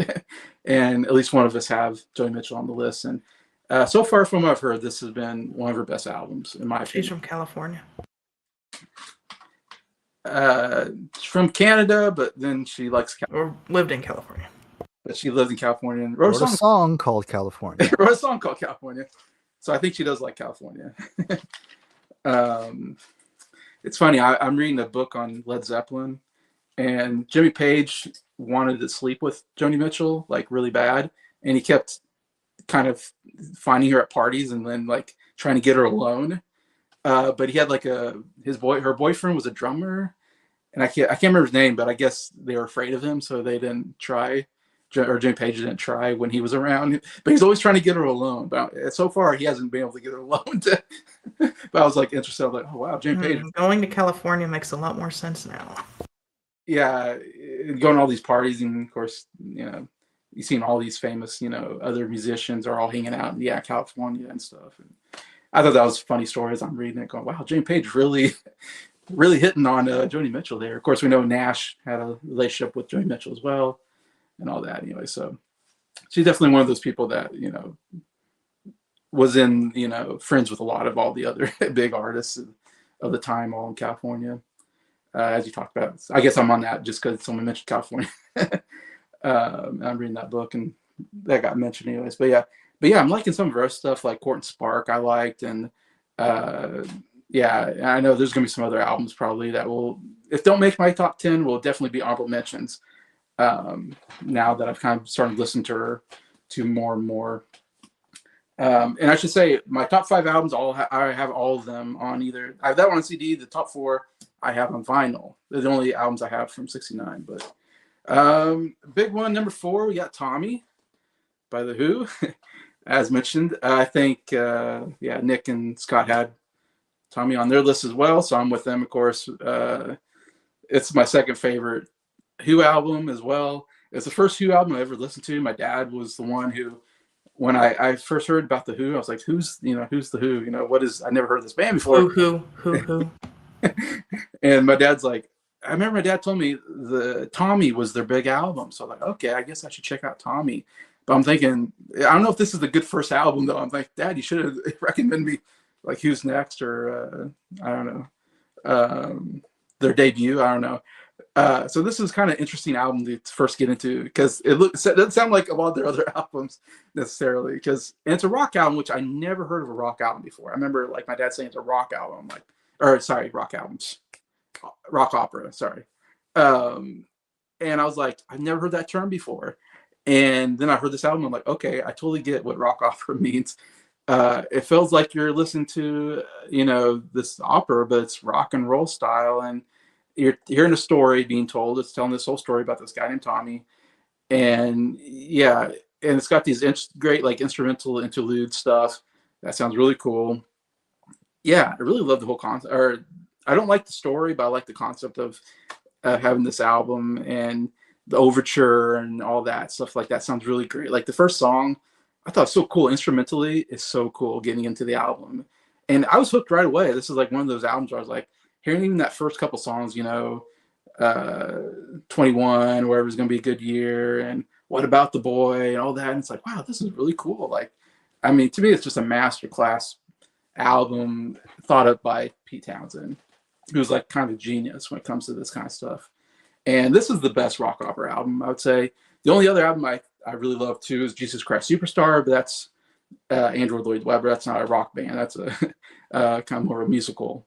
But that kind of has a similar style that I really love. I haven't heard too many more that I like quite like this. Famously, Kinks made probably the worst rock opera album I've ever heard. Flash. And I guess you put Wall maybe in there. It's almost like, I don't know if that's a rock opera, but it's kind of in that same style. It is. Right, yeah. So that's maybe some of the ones I've heard before. But anyways. But yeah, I know everybody talked about this. And yeah, it's so much good stuff. Pinball Wizard, yeah, I love that song. I love the guitar. He plays it so fast. I don't know how he plays it so fast. Whatever Townsend's playing. And I should say Daltrey, some of his best vocals. Like he really, when it came into his own on this album, and it's like he was Tommy. Like you listen to this album, he really took the role of Tommy, and it was like he was a different person or something. I don't know. He just like really was that role, and I thought that was so cool how he did that.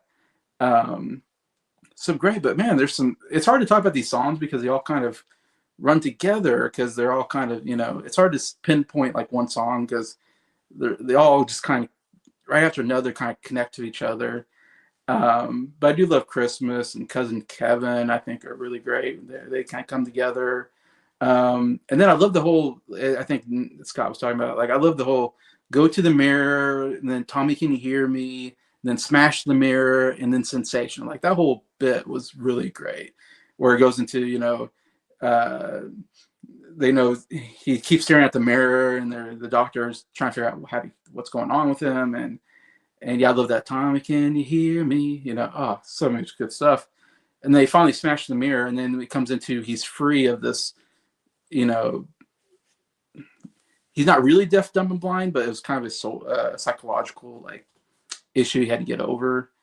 And once he gets over, and you get to that, I'm a sensation. Oh, so good. I love the whole segment. And then the ending, where we're not going to take it, is kind of the iconic song that, and they sang some of the stuff I think on Woodstock, like you ain't gonna take it and stuff like that, and which is kind of cool, thinking like they had a big number at Woodstock. Crosby, Stills, Nash had a great set at Woodstock as well. Some of the bands I think we've talked about that had great sets. CCR wasn't in the documentary, but they played. Thanks, Grateful Dead. Yeah, thanks, Grateful Dead. I don't know how good their set is, but it probably was good. Anyways, but yeah, and the Who's, they're such a great live band. But anyways, but yeah, that hear me, feel me, touch me, whatever. That's so good. It's some of their most iconic work, I think. Anyways, but yeah, great masterpiece rock opera album there. Number 3, or I think everybody mentioned this one, Led Zeppelin 2. I think everybody had this on their list, right? No, not. I only had the debut. Bryer had the first one. Debut. Okay. So again, me, Scott, and Nick, though, I think had this on our list. So 3 of us, anyways. But yeah, this is my second favorite Led Zeppelin album. It's one of the greatest rock albums ever. As you guys talked about, I mean, it's just, I was thinking about like what would it be like if I was, in high school, 1969, and this album came out. And I know the first album, was huge. I'm not a big fan of the first album. I love this album a lot more. First album's like one of my least favorite Led Zeppelin albums, but I know it's huge and people love it. And I can imagine the first album was pretty big when it came out, and you heard it and you're like, wow, this is like so different and new, and what a cool introduction to the band is. And I agree with Bryer. I mean, it was an important album, I guess, and it introduced this great band, and that would be, to me, maybe the biggest band of the 70s when you think of their concerts and their albums and all that. But to me, though, I think of this album when I think, because they both came out in 69, and I think about hearing this album 69 for the first time as a high schooler or something like that, and come to school and be like, did you hear this album? This album's so awesome. And like, I'd be talking about this album so much, because I feel like, yeah, like I said, like it just sounds different than other stuff that was going on at that time. And I was like, they were just blowing, I don't know, they're just blowing your mind with their music, and everything's, you look at Led Zeppelin, it's like, Bonham is in your top 5 best drummers, Jimmy Page is going to be in your top 5, usually best guitar players. I think Robert Plant's going to be, I don't know if he's top 5, but he's up there for as lead singers, and I don't want to leave the bass player out.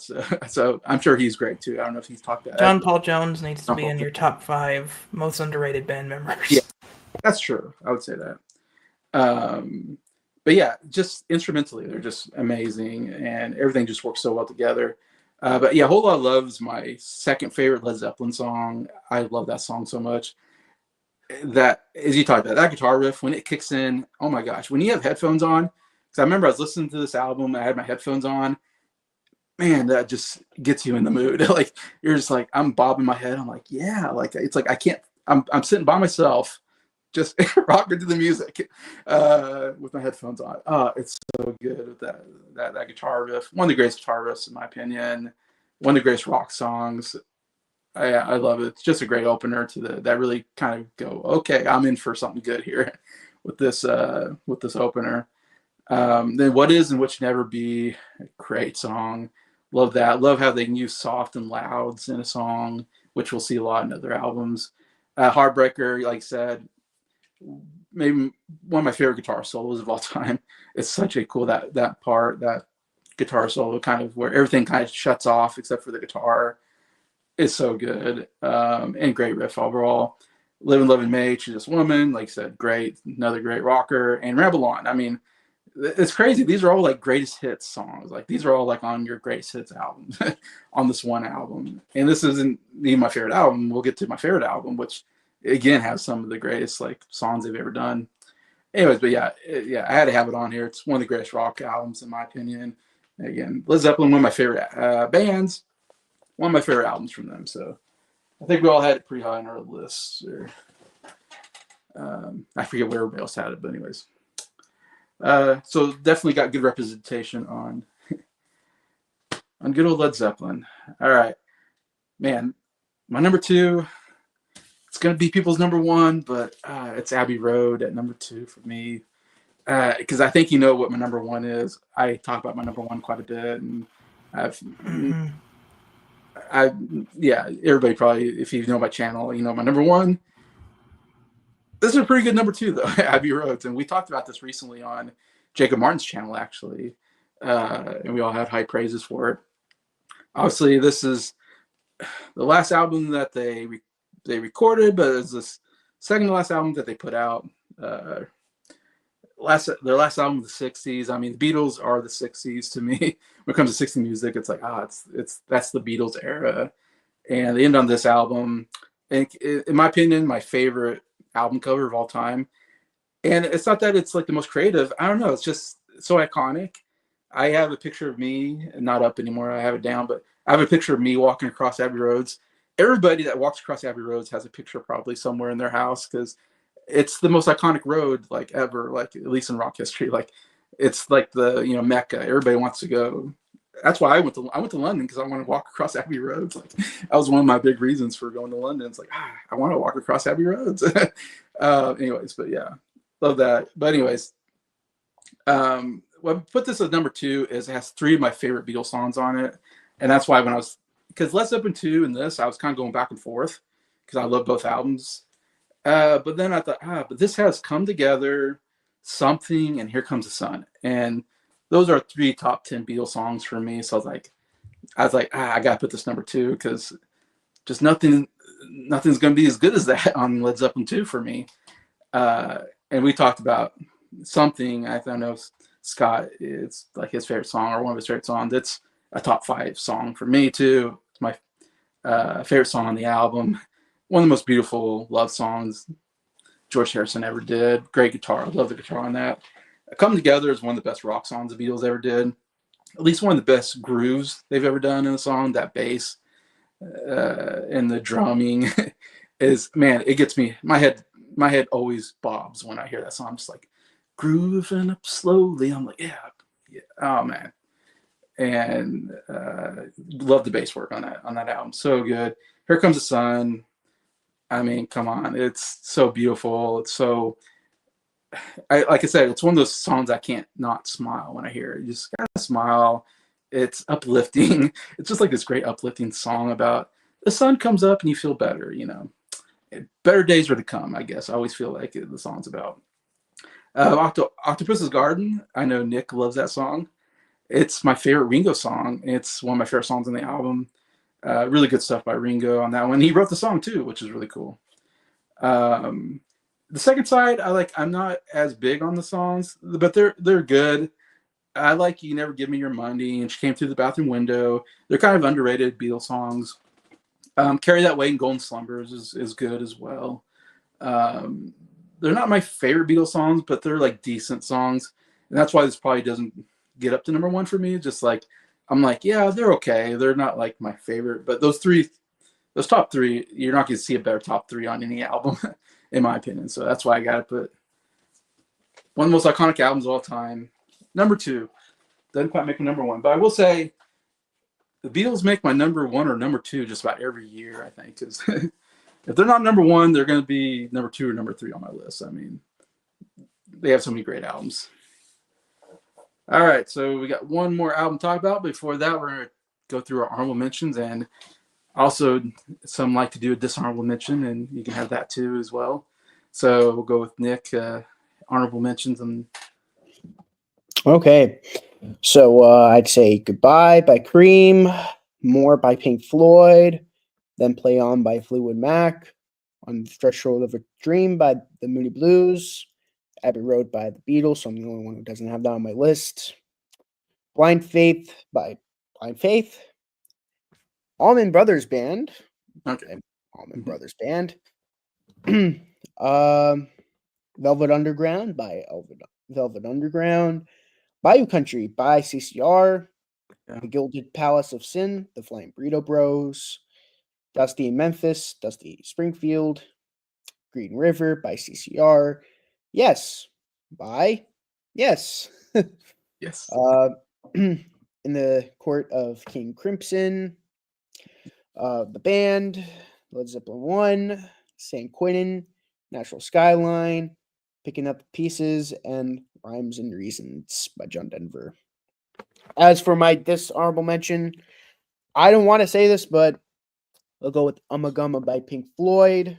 No. Yeah. Yeah, The live disc is awesome. I really like the live disc. I think Scott vouches for me on that. Like, the live disc is really good. they should have just released that and called it Pink Floyd Live. Would They have been should. amazing. The live disc was really, really good. The studio disc, it's way too weird, even for me. And I'm a big fan of early weird Pink Floyd, but even Right. I get to I'm like, it gets to a point, guys. It's just maybe calm down. Use less drugs. Drugs are really bad. Okay, but yeah, like small species of furry animals. Like, come on, guys. Not even guys. It's Roger Waters. I'm like, come on, man.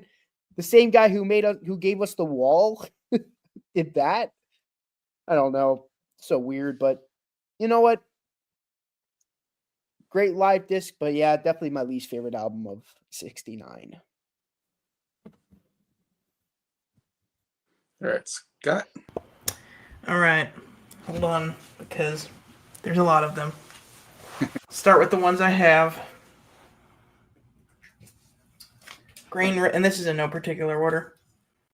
Green River by Creedence Clearwater Revival. Yes by Yes. Then Play On by Fleetwood Mac. Very different than the Stevie Nicks, Lindsey Buckingham band. If you like psychedelic blues rock, this album is for you.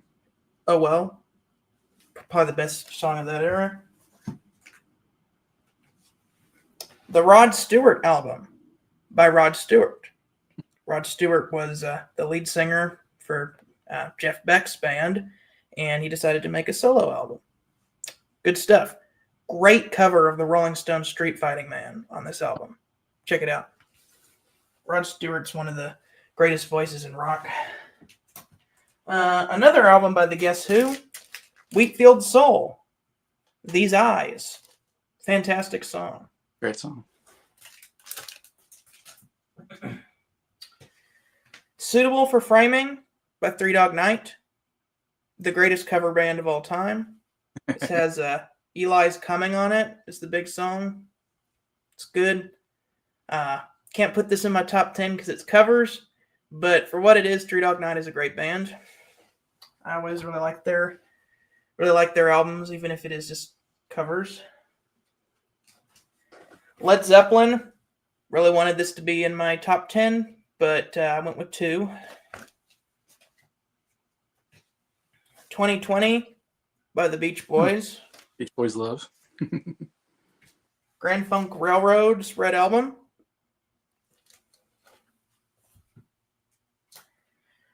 This one barely missed the top 10. It was actually in my top 10 at one point, but I swapped it for Guess Who.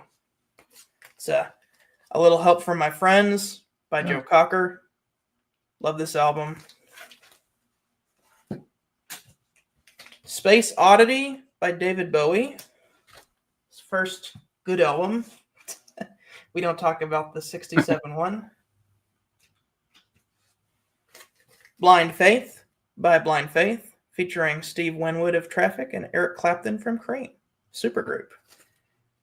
Oh, and Ginger Baker from Cream as well. So two-thirds of Cream plus some members from Traffic.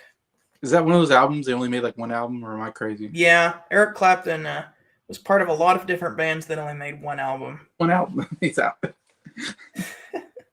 Eric Clapton was a very busy man in the late 60s and the early 70s. Yeah. But when you're one of the greatest guitar players in the world, you hop around bands just to see.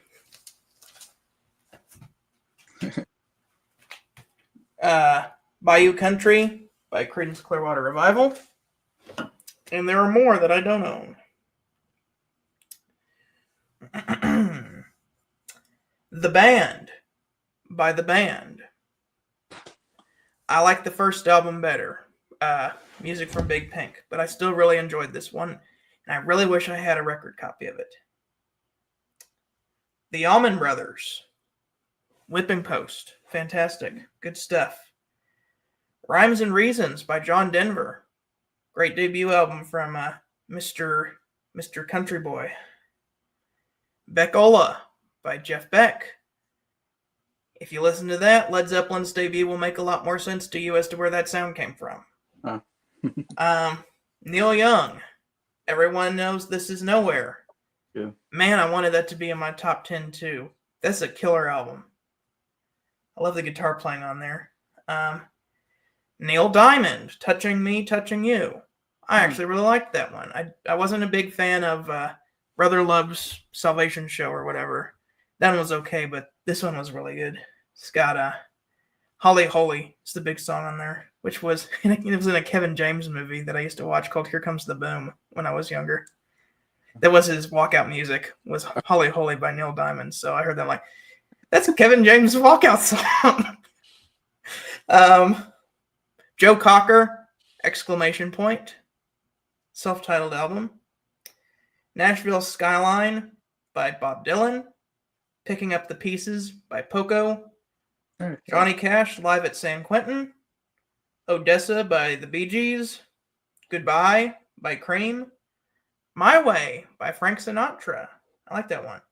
Stand by Sly and the Family Stone. It's Our Thing by the Isley Brothers. Cloud 9 by the Temptations. Your Album by the James Gang with Joe Walsh. Rambling Gambling Man by Bob Seger. Bob Seger. The Jackson 5. Spinning by the Four Tops. Arthur, or The Decline and Fall of the British Empire by the Kinks. Aquarius by the Fifth Dimension. I was surprised how much I liked that album. It's pretty good. Puzzle People, also by the Temptations. Stand Up by Jethro Tull.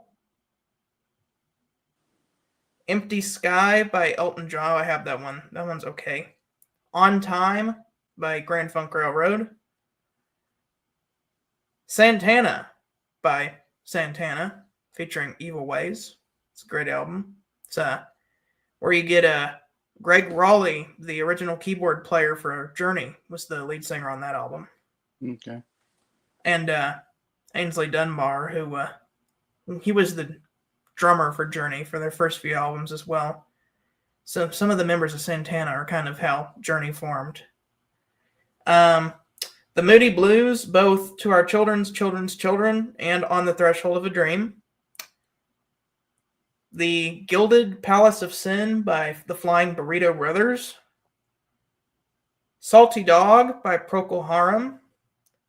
My Cherie Amour by Stevie Wonder. And finally, Cosmic Blues by Janis Joplin. Yeah, and my dishonorable mention is Pretty's for You by Alice Cooper. That album sucks. Whenever you know Alice Cooper from stuff like School's Out and No More Mr. Nice Guy, and you hear this album, I've never listened to a full album of Alice Cooper before. I just heard like a couple of, his big songs. It's awful. I was going to put Trout Mask Replica, but for dishonorable mention, I have to pick an album that I've listened to all the way through. I was going to have to listen to that one. When I heard this, I'm like, nope, let's just go with that one because this album just sucks terribly. The melodies are not memorable at all. There's these weird sound effects throughout the whole thing. they're trying too hard to be complicated and use weird time signatures and stuff, and that does not work for them. You're not King Crimson. You're not Yes. Don't do that. It's a mess of an album that the only thing I can remember about is just how bad it is. I cannot remember a single song from that album. I cannot tell you how any of the songs go.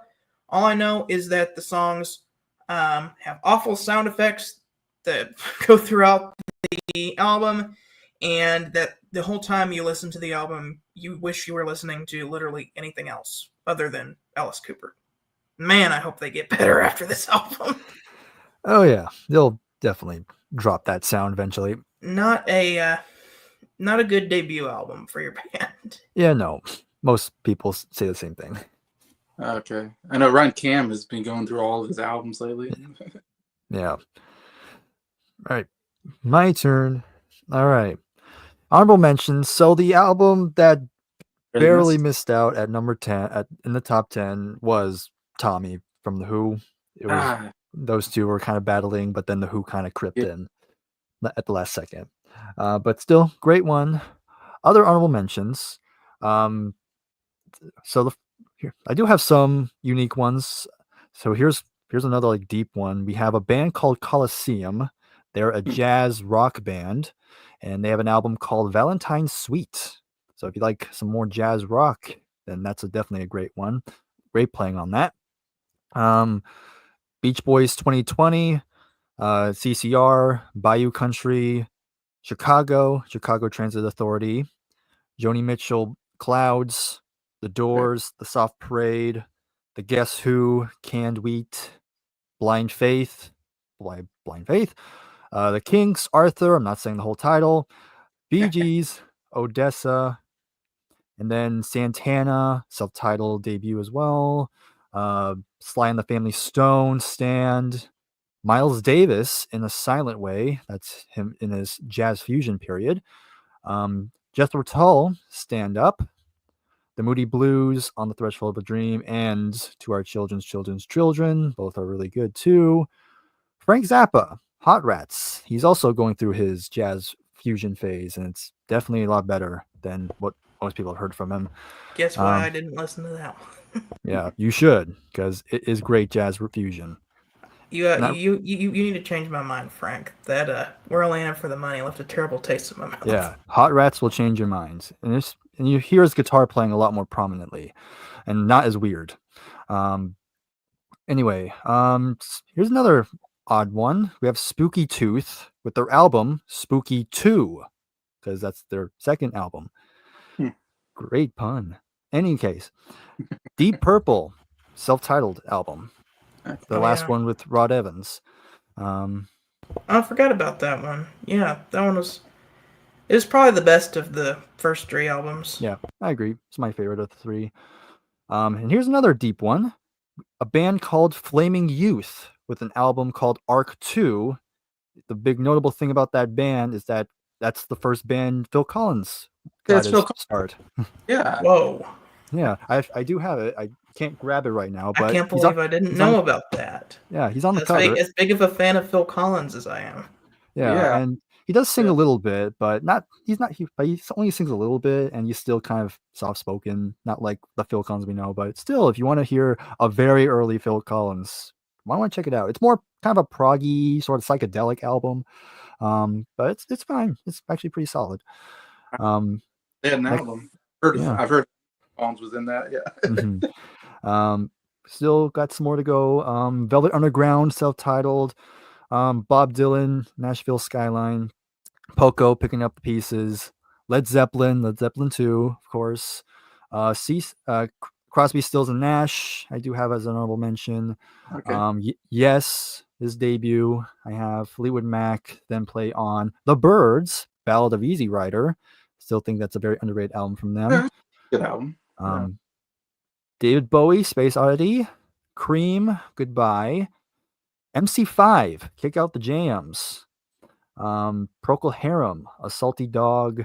The Stooges with their self-titled debut. I know that was an influential one, but I didn't really like that album. Yeah, it's definitely. Other than 1969 was a good song, but some of the other stuff was just weird. Yeah. I know David Bowie was like the lead singer's roommate for a while, though. Yeah, they were good friends. Um, three more. I mentioned three more. Al Stewart, Love Chronicles. Actually, not pretty solid one. Vendegraph Generator with their first album, The Aerosol Gray Machine. And the final one I'll mention is a guy named John McLaughlin. He's a jazz guitar player with his album Extrapolation. And those are the honorable mentions. And now my dishonorable mention. And of course, I'm only restricted to what I have. So my least favorite album in 1969 in my collection, and yes, I own it. The Shags, Philosophy of the World. Foot. That's the name of the. That's No, the the Shags. Shags is the name of the name of the big song in that is My Pal Foot. So if you've never heard this, if you never heard that band or that song, you have to. It's hilarious. It's so bad. Basically, the Shags came about because, it all started with a husband and wife. They had children, and then the wife passed away. Before the wife passed away, she told her husband that she had this, I don't know, like epiphany or dream or some kind that the kids are going to be famous one day. And when the dad heard that, he was like, right, I got to make these kids famous. And so just took their three daughters here. Yeah, four daughters. And they just got them out of school, made them play instruments, made them rehearse. And and the kids had no ambition to be musicians whatsoever. And so they were, the dad was basically paying in order to have them record an album. And it is probably the most messiest, the most bonkers, most like out of sync music I've ever heard in my life. Why do you have it? Is my question. Because Bryer has a collection of notoriously bad albums. Of if course, it's bad, he's gonna buy it. I mean, I have Mr. Wonderful. Come on.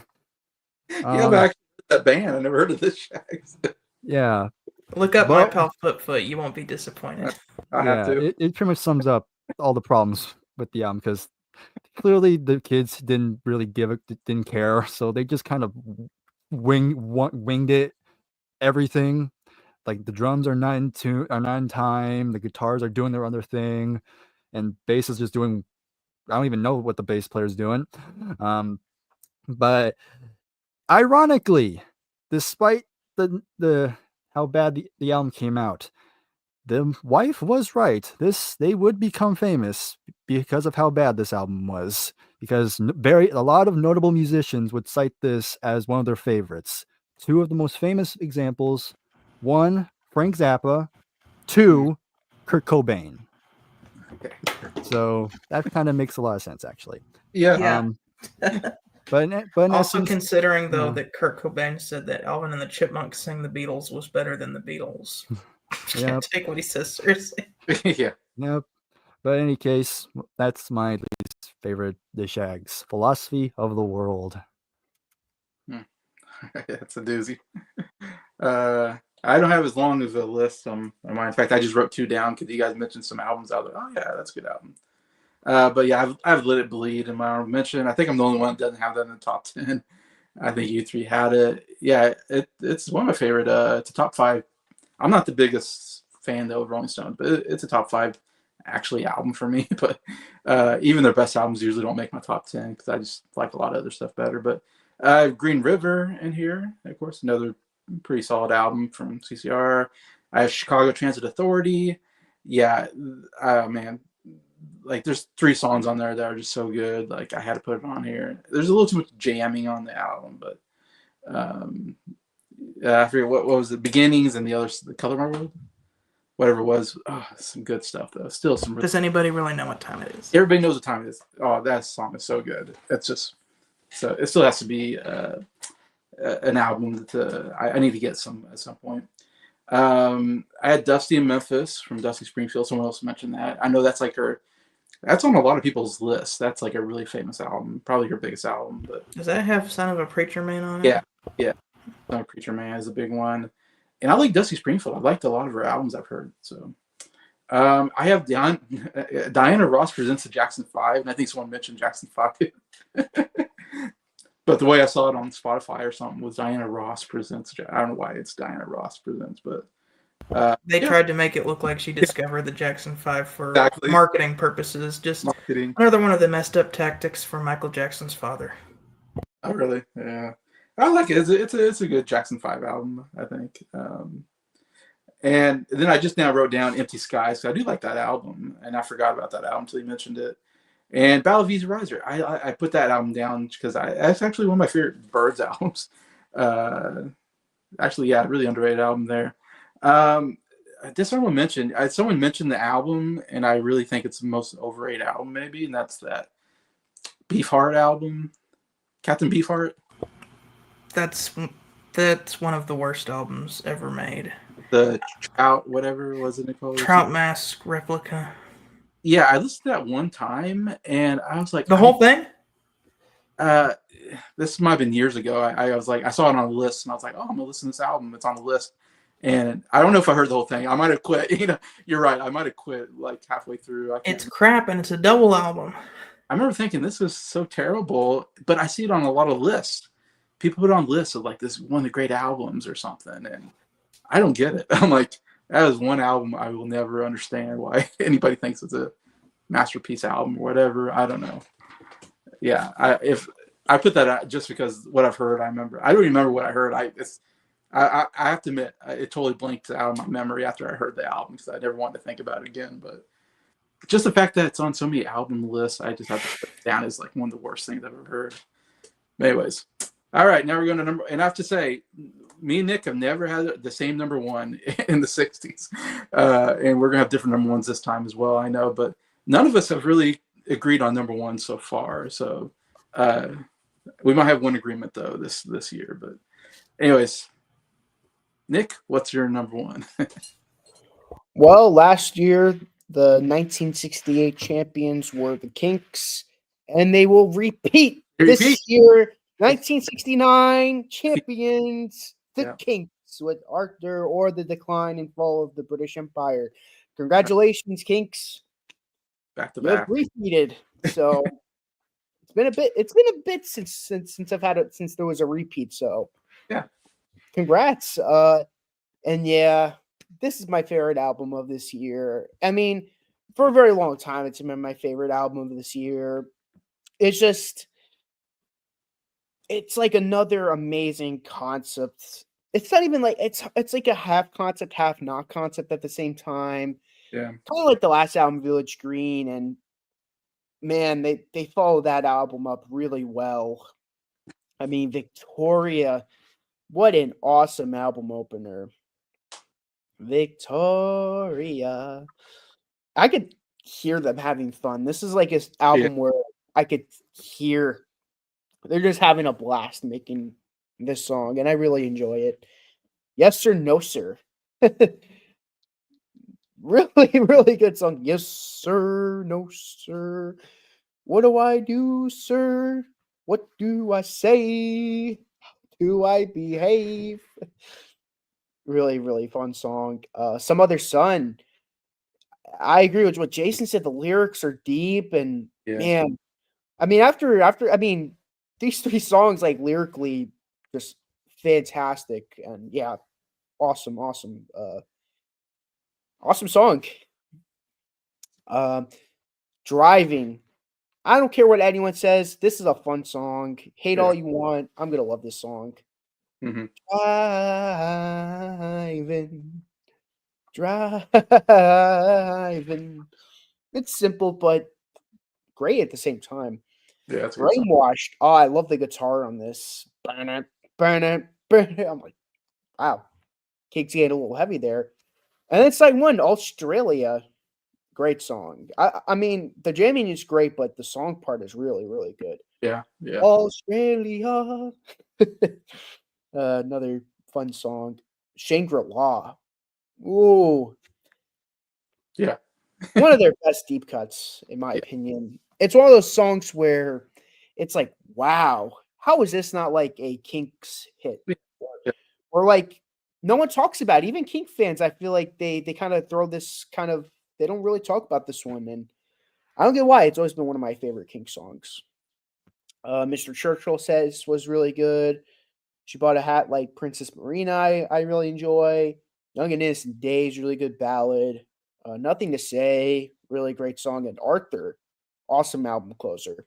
So we open up with Victoria and we close out with Arthur. So two people to bookend the album. And yeah, again, like I said, my absolute favorite album of this year. Will the Kinks three-peat next year? We'll find out. They got a big album coming up too. Yeah, next year. Lola. Yeah. And I would say that just hearing you talk about it, yeah, it's a very British album too. Feels, And it's just, I said this before, like this period of the Kinks. I know I sound basic. I know this is the norm for Kink fans, but these 5 Kink albums from Face to Face to Lola are just, to me, Kinks. I mean, they made some really good albums after that, like Think Visual or Sleepwalker, State of Confusion. They've had some really good albums after it, but to me, this will always be top of the line for me for Kink albums. All right. I kind of that'd be your number one. I was right. I was going to say, I think Arthur would be your number one. So I was glad to see that because I had that on my list as well. So yeah, I'm very happy to hear it was on your list. Yeah, definitely. All right, Scott, hit us with the big one here. I'm guessing you're number one. This is a repeat from the band that won last year. And if I was on 1967, it would have been a three-peat. Yeah. Y'all knew it was coming. Yeah. My favorite album of all time, Abbey Road.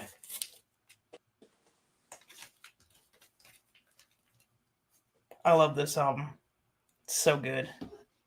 The Beatles just always been my favorite band, and this is what I feel like is their greatest achievement, which is the last thing they recorded together. Their swan song, if you will. Come Together, great bass line. Something. Man, George Harrison's songs on this album are just on another level. Something and Here Comes the Sun. It's like George Harrison has grown so much as a songwriter, and you get to really see it come through on this album. Maxwell's Silver Hammer. Yes, it's a goofy song, but I love it. Oh, Darling. Love that one. I love Paul McCartney's raspy vocals on there. Octopus's Garden. Ringo gets to sing. Love that one. I Want You. Parenthesis. She's So Heavy. That describes the song right there. It's so heavy. Down, down, down, down, down, down, down, down. I've already mentioned Here Comes the Sun. Because it's a cool song. And then the medley of all of the fun, short little songs that ultimately ends in Golden Slumbers, Carry That Weight, and The End, which is perfect way to end this album and say goodbye to the Beatles. I know Let It Be is technically the last album, and I like how the last thing you hear on a Beatles album is, I hope we pass the audition. But knowing that this is the last thing they recorded together really adds a layer, knowing that, the end is the end. It really was the end. Yeah. But yeah, no.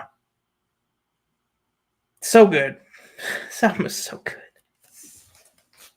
If you want to hear my in-depth thoughts, I'm seriously condensing my thoughts on this album. Go watch Jacob Martin's review on it, because I start fanboying over something and like start breaking down like the music theory of something and just being like, I'm just like freaking out about like, I love this album. There's something like, look, George Harrison goes around one chord to a major 7/1 chord. I have a question, Scott. Which song were you talking about? You said you were freaking out over something. What song was it? That would be something. That would be something. That would be something. Yeah, I mean, can't argue with that pick. It's definitely one of the big albums. No, it's ever since the first time I heard that album, it was just like, so this is what music can be. Mm-hmm. Yeah. All right, Bryer, do you have any agreement with that? Well, why do you ask that? I don't know. Just wondering. Oh yeah.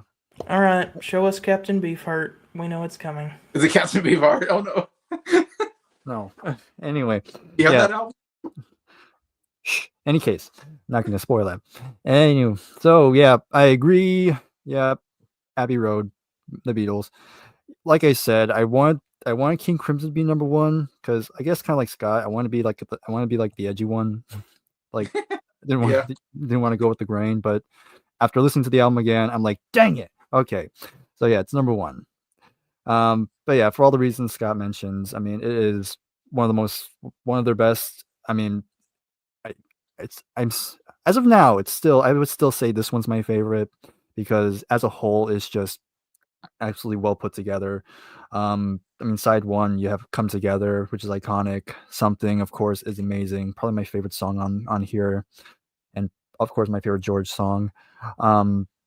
Maxwell Silver Hammer. I always enjoyed that song. I mean, song about killing people, fun. Anyway, "Oh Darling" is great. I love Paul's vocals on that one, especially how he's belting it out. Then you have "Octopus's Garden," which is funny enough sounds like a children's song, which is sung by the Thomas the Tank Engine narrator. I mean, it makes sense. I mean, it's funny how Ringo sings all the songs that are like child classics, "Yellow Submarine," "Octopus's Garden," and then he becomes Thomas the Tank Engine narrator. It just fits. It just worked out. But again, I love that song. Also one of my favorite Ringo songs. "I Want You." She's so heavy, and yes, the song is heavy, especially towards the end where it just keeps building and it just gets even more more heavier until eventually just cuts out, and that's the end of side one. Flip it, you get "Here Comes the Sun," which is just another one of George's best. And then you get "Because," great harmonies on that one, and then of course the whole medley is takes you on such a journey going through different paths and just different sounds, and it's just an excellent masterpiece there. How it's all blends together, like it's so like sometimes the transitions can be so abrupt, but somehow they work. They just kind of feel right. And then, of course, the closing number with "Golden Slumber," "Carry That Weight," and the end. Just those three, I can see it's definitely, to me, that is the true kind of finale for them. Yeah. I mean, yes, I know Let It Be comes next, but to me, those three songs on the album, that's the definitive like end, because that's the end. And of course, there's the hidden track, "Her Majesty," which is kind of a nice little epilogue, I guess you can say. But yep, even on guitar pick, that album cover translates everywhere.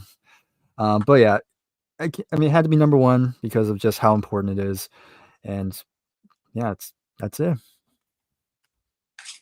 Hey guys, you think George Martin is the fifth Beatle? Look. 1, 2, 3, 4, 5. That's the fifth Beatle right there. The Volkswagen Beetle. The Volkswagen Beetle. Man. Thought I had a pick two with that on that. Can't remember. I got one with Revolver, I think, on it. Anyways, like a Beatles guitar pick 10 that's got all their album covers as picks. Yeah, I got this Beatles thing, has a bunch of picks in it. Yeah, that's the one. Like Beatle faces and all kinds of stuff. And I have some picks that Adam bought me from Liverpool when he was in Liverpool. He bought me some from Liverpool, so with the Beatles on them. Anyways, all right, yeah, gosh, I'm sorry I don't have Abbey Road number one. We could have gotten three of us, and Beatles are my favorite band, but my number one is going to be Crosby, Stills, and Nash by Crosby, Stills, and Nash, which everybody probably knows that was my number one. It's my fifth favorite album of all time when I did my 100 favorite albums recently. So it's a top 5 album for me. Debut album, what an incredible debut album for them. I guess for me, it's just, I love bands with harmonies, and this is maybe the best album with harmonies I've ever heard in my life. And that's why it's so high on my list. It's my favorite, of course, album of theirs. Barely beating Deja Vu. Deja Vu is also in my top 10 favorite albums. Spoiled that, I guess, for that time period. But both albums are just the most incredible harmonies I've ever heard. I love their sound. The three, Dave Crosby, Stephen Stills, Graham Nash, all, Hall of Famers, you can say, rock and roll Hall of Famers before they even joined. And then they joined and made a Hall of Fame group. To me, the greatest super group of all time. And that's before they even had Neil Young, for goodness sakes. And then they had Neil Young to the group on a couple albums. But anyways, yeah, of course, you mentioned, I remember the first time, my dad mentioned Crosby, Stills, Nash, and I was like, who's Crosby? Again, it's kind of like The Who. I always discover stuff through my dad because he was alive in the 60s and 70s. So he knows about this stuff because it happened when he was, when I was a teenager. And then when I was a teenager, and then I'm like, oh, who's Crosby, Stills, Nash? And my dad's like, oh, they got, this great song, Sweet Judy Blue Eyes. I'm like, oh, okay, let me check it out. First time hearing Sweet Judy Blue Eyes, I'm like, this is like one of the greatest songs I've ever heard in my life. And the greatest harmonies I've ever heard. I just remember just being blown away by how good they sound together. And that song is so interesting, how it's so different from the ending to the beginning. It changes like 3 different times. It feels like 3 different songs melded together. And you end with that do do do do do do do do do do do do do. Oh, it's incredible. So catchy, great melodies.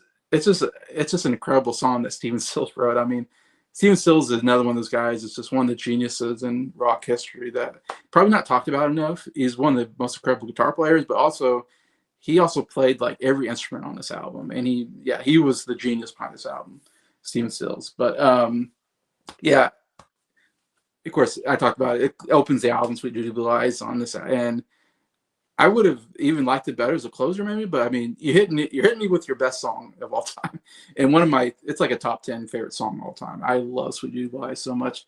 So man, what a great opener to a debut album. I mean, holy cow.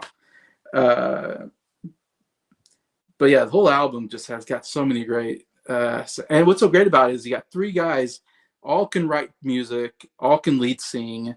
Again, I love that. I love when you have bands with multiple lead singers and multiple songwriters. It just gives you more variety, I think, and it helps, I think, the overall. It's because sometimes if you only have one singer, sometimes songs start sounding the same. You have one songwriter, so I do love the variety of that. Marrakesh Express, great Nash song. So fun, as you mentioned. So catchy that all aboard that train. She got something in her hair. Oh, that part. Oh my gosh, it's so good. The harmonies on there. But it is such a fun song. I love Guinevere. It's a beautiful song. It's really a Crosby and Nash song. I think it's just them 2 on it. Man, they sound so good together, though.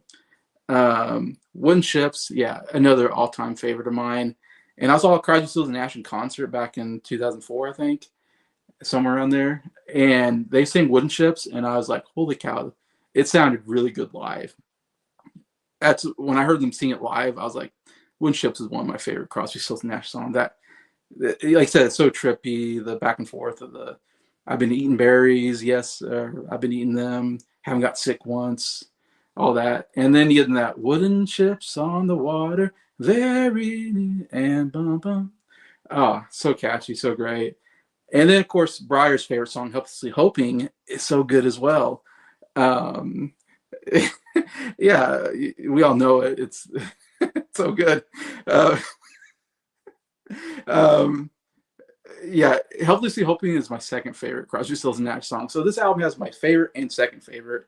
And Helplessly Hoping is one of the greatest songs with harmonies as well. When that helplessly hoping her harlequin hovers nearby. Oh, so good. Like I don't know.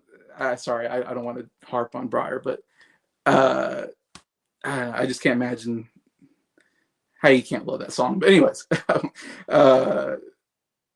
they just sound so good together. Just the best 3-part harmony I've ever heard. And the guitar picking is so good too. I love the guitar playing with the acoustic guitar. It's so great with the voices anyway. So those are songs I wrote down are my favorite, but I like every song on here. Like Long Time Gone is great as well, and all that. But yeah, it's my number one. Again, when I first heard Sweet Dream Blue Eyes, and I first got introduced to this band. And then I heard their Greatest Hits album, which I have also on vinyl. One of the so far, Crutchfield and Nash so far. It's a great kind of Greatest Hits album. Has a lot of songs from this album on that album. It's basically the Greatest Hits of Deja Vu and this album put together, which is awesome. And I remember hearing that album for the first time and just being like, wow, Crutchfield and Nash is going to be like one of my favorite groups of all time, just hearing that album. And definitely one of my favorite bands of all time right now, just based on those two albums, because they're so good. And they have some other good ones like CSN and I'm forgetting the other one, but they have like 4 really good albums, in my opinion. Daylight Again. Daylight Again, yeah. That's a great album too. Anyway, so yeah, this is a great introduction. I'm definitely, if you haven't heard Crutchfield and Nash, I say, man, listen to this album. It will hook you into their sound. It's definitely one that everybody needs to listen to, in my opinion. A band that you should get into the discography because, man, they got some great stuff. And you're never going to to me, you're not going to hear better harmonies. I keep saying that, but it's just, I can't say it enough. And I even heard them live, like I said, and that was a great concert as well. Getting to hear them sing some of these songs live was amazing. But yeah, Beatles, my favorite band, but Crosby, Stills, Nash, one of my favorite albums of all time. So it has to be number one. Any other year, Abbey Roads could be number one, but it's like, I just can't beat this album for me. So that's our number one. So we had 2 of the same. Finally, 2 people agreed.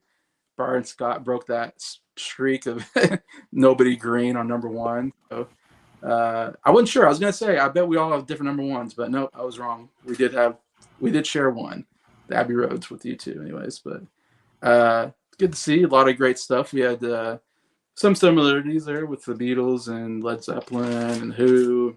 CCR, I guess, was the one we all agreed on the most. Yeah. That was good to see. But yeah, lots of good stuff. I had one person comment, but yeah, Jason Entertainment. Thanks. Another good Jason. That's what he says, doppelganger, because we're both named Jason. But yeah, thanks a lot for. I know we've been going long, but man, there's so much albums to talk about from this year, and it only gets not worse. But I mean, we're going to talk even more when we get to the 1970s, probably, because there's going to be. I'm ready for 1970. It'll be fun. More albums to talk about in that period. But man, what a great year to end the 60s. Aren't we also going to be doing the top 10 albums of the 60s? Yes, the next video will be top 10 albums of the decade. So that should be a lot of fun. Because man, so many great albums this year. I mean, this decade. It's gonna be fun. Anyways, yeah. So definitely get those lists ready. And anybody watching, yeah, definitely tell us what your favorite albums of this year was. What did we miss, or what do you agree on? I'd love to hear your list. And just thanks from Nick from Townsend 505. Scott from Soundlab Studios, Bryer from Bryer's Music Showcase. Thank you so much for joining me again for another great year of music. Anyways, and we'll see you later. Go New York, go New York.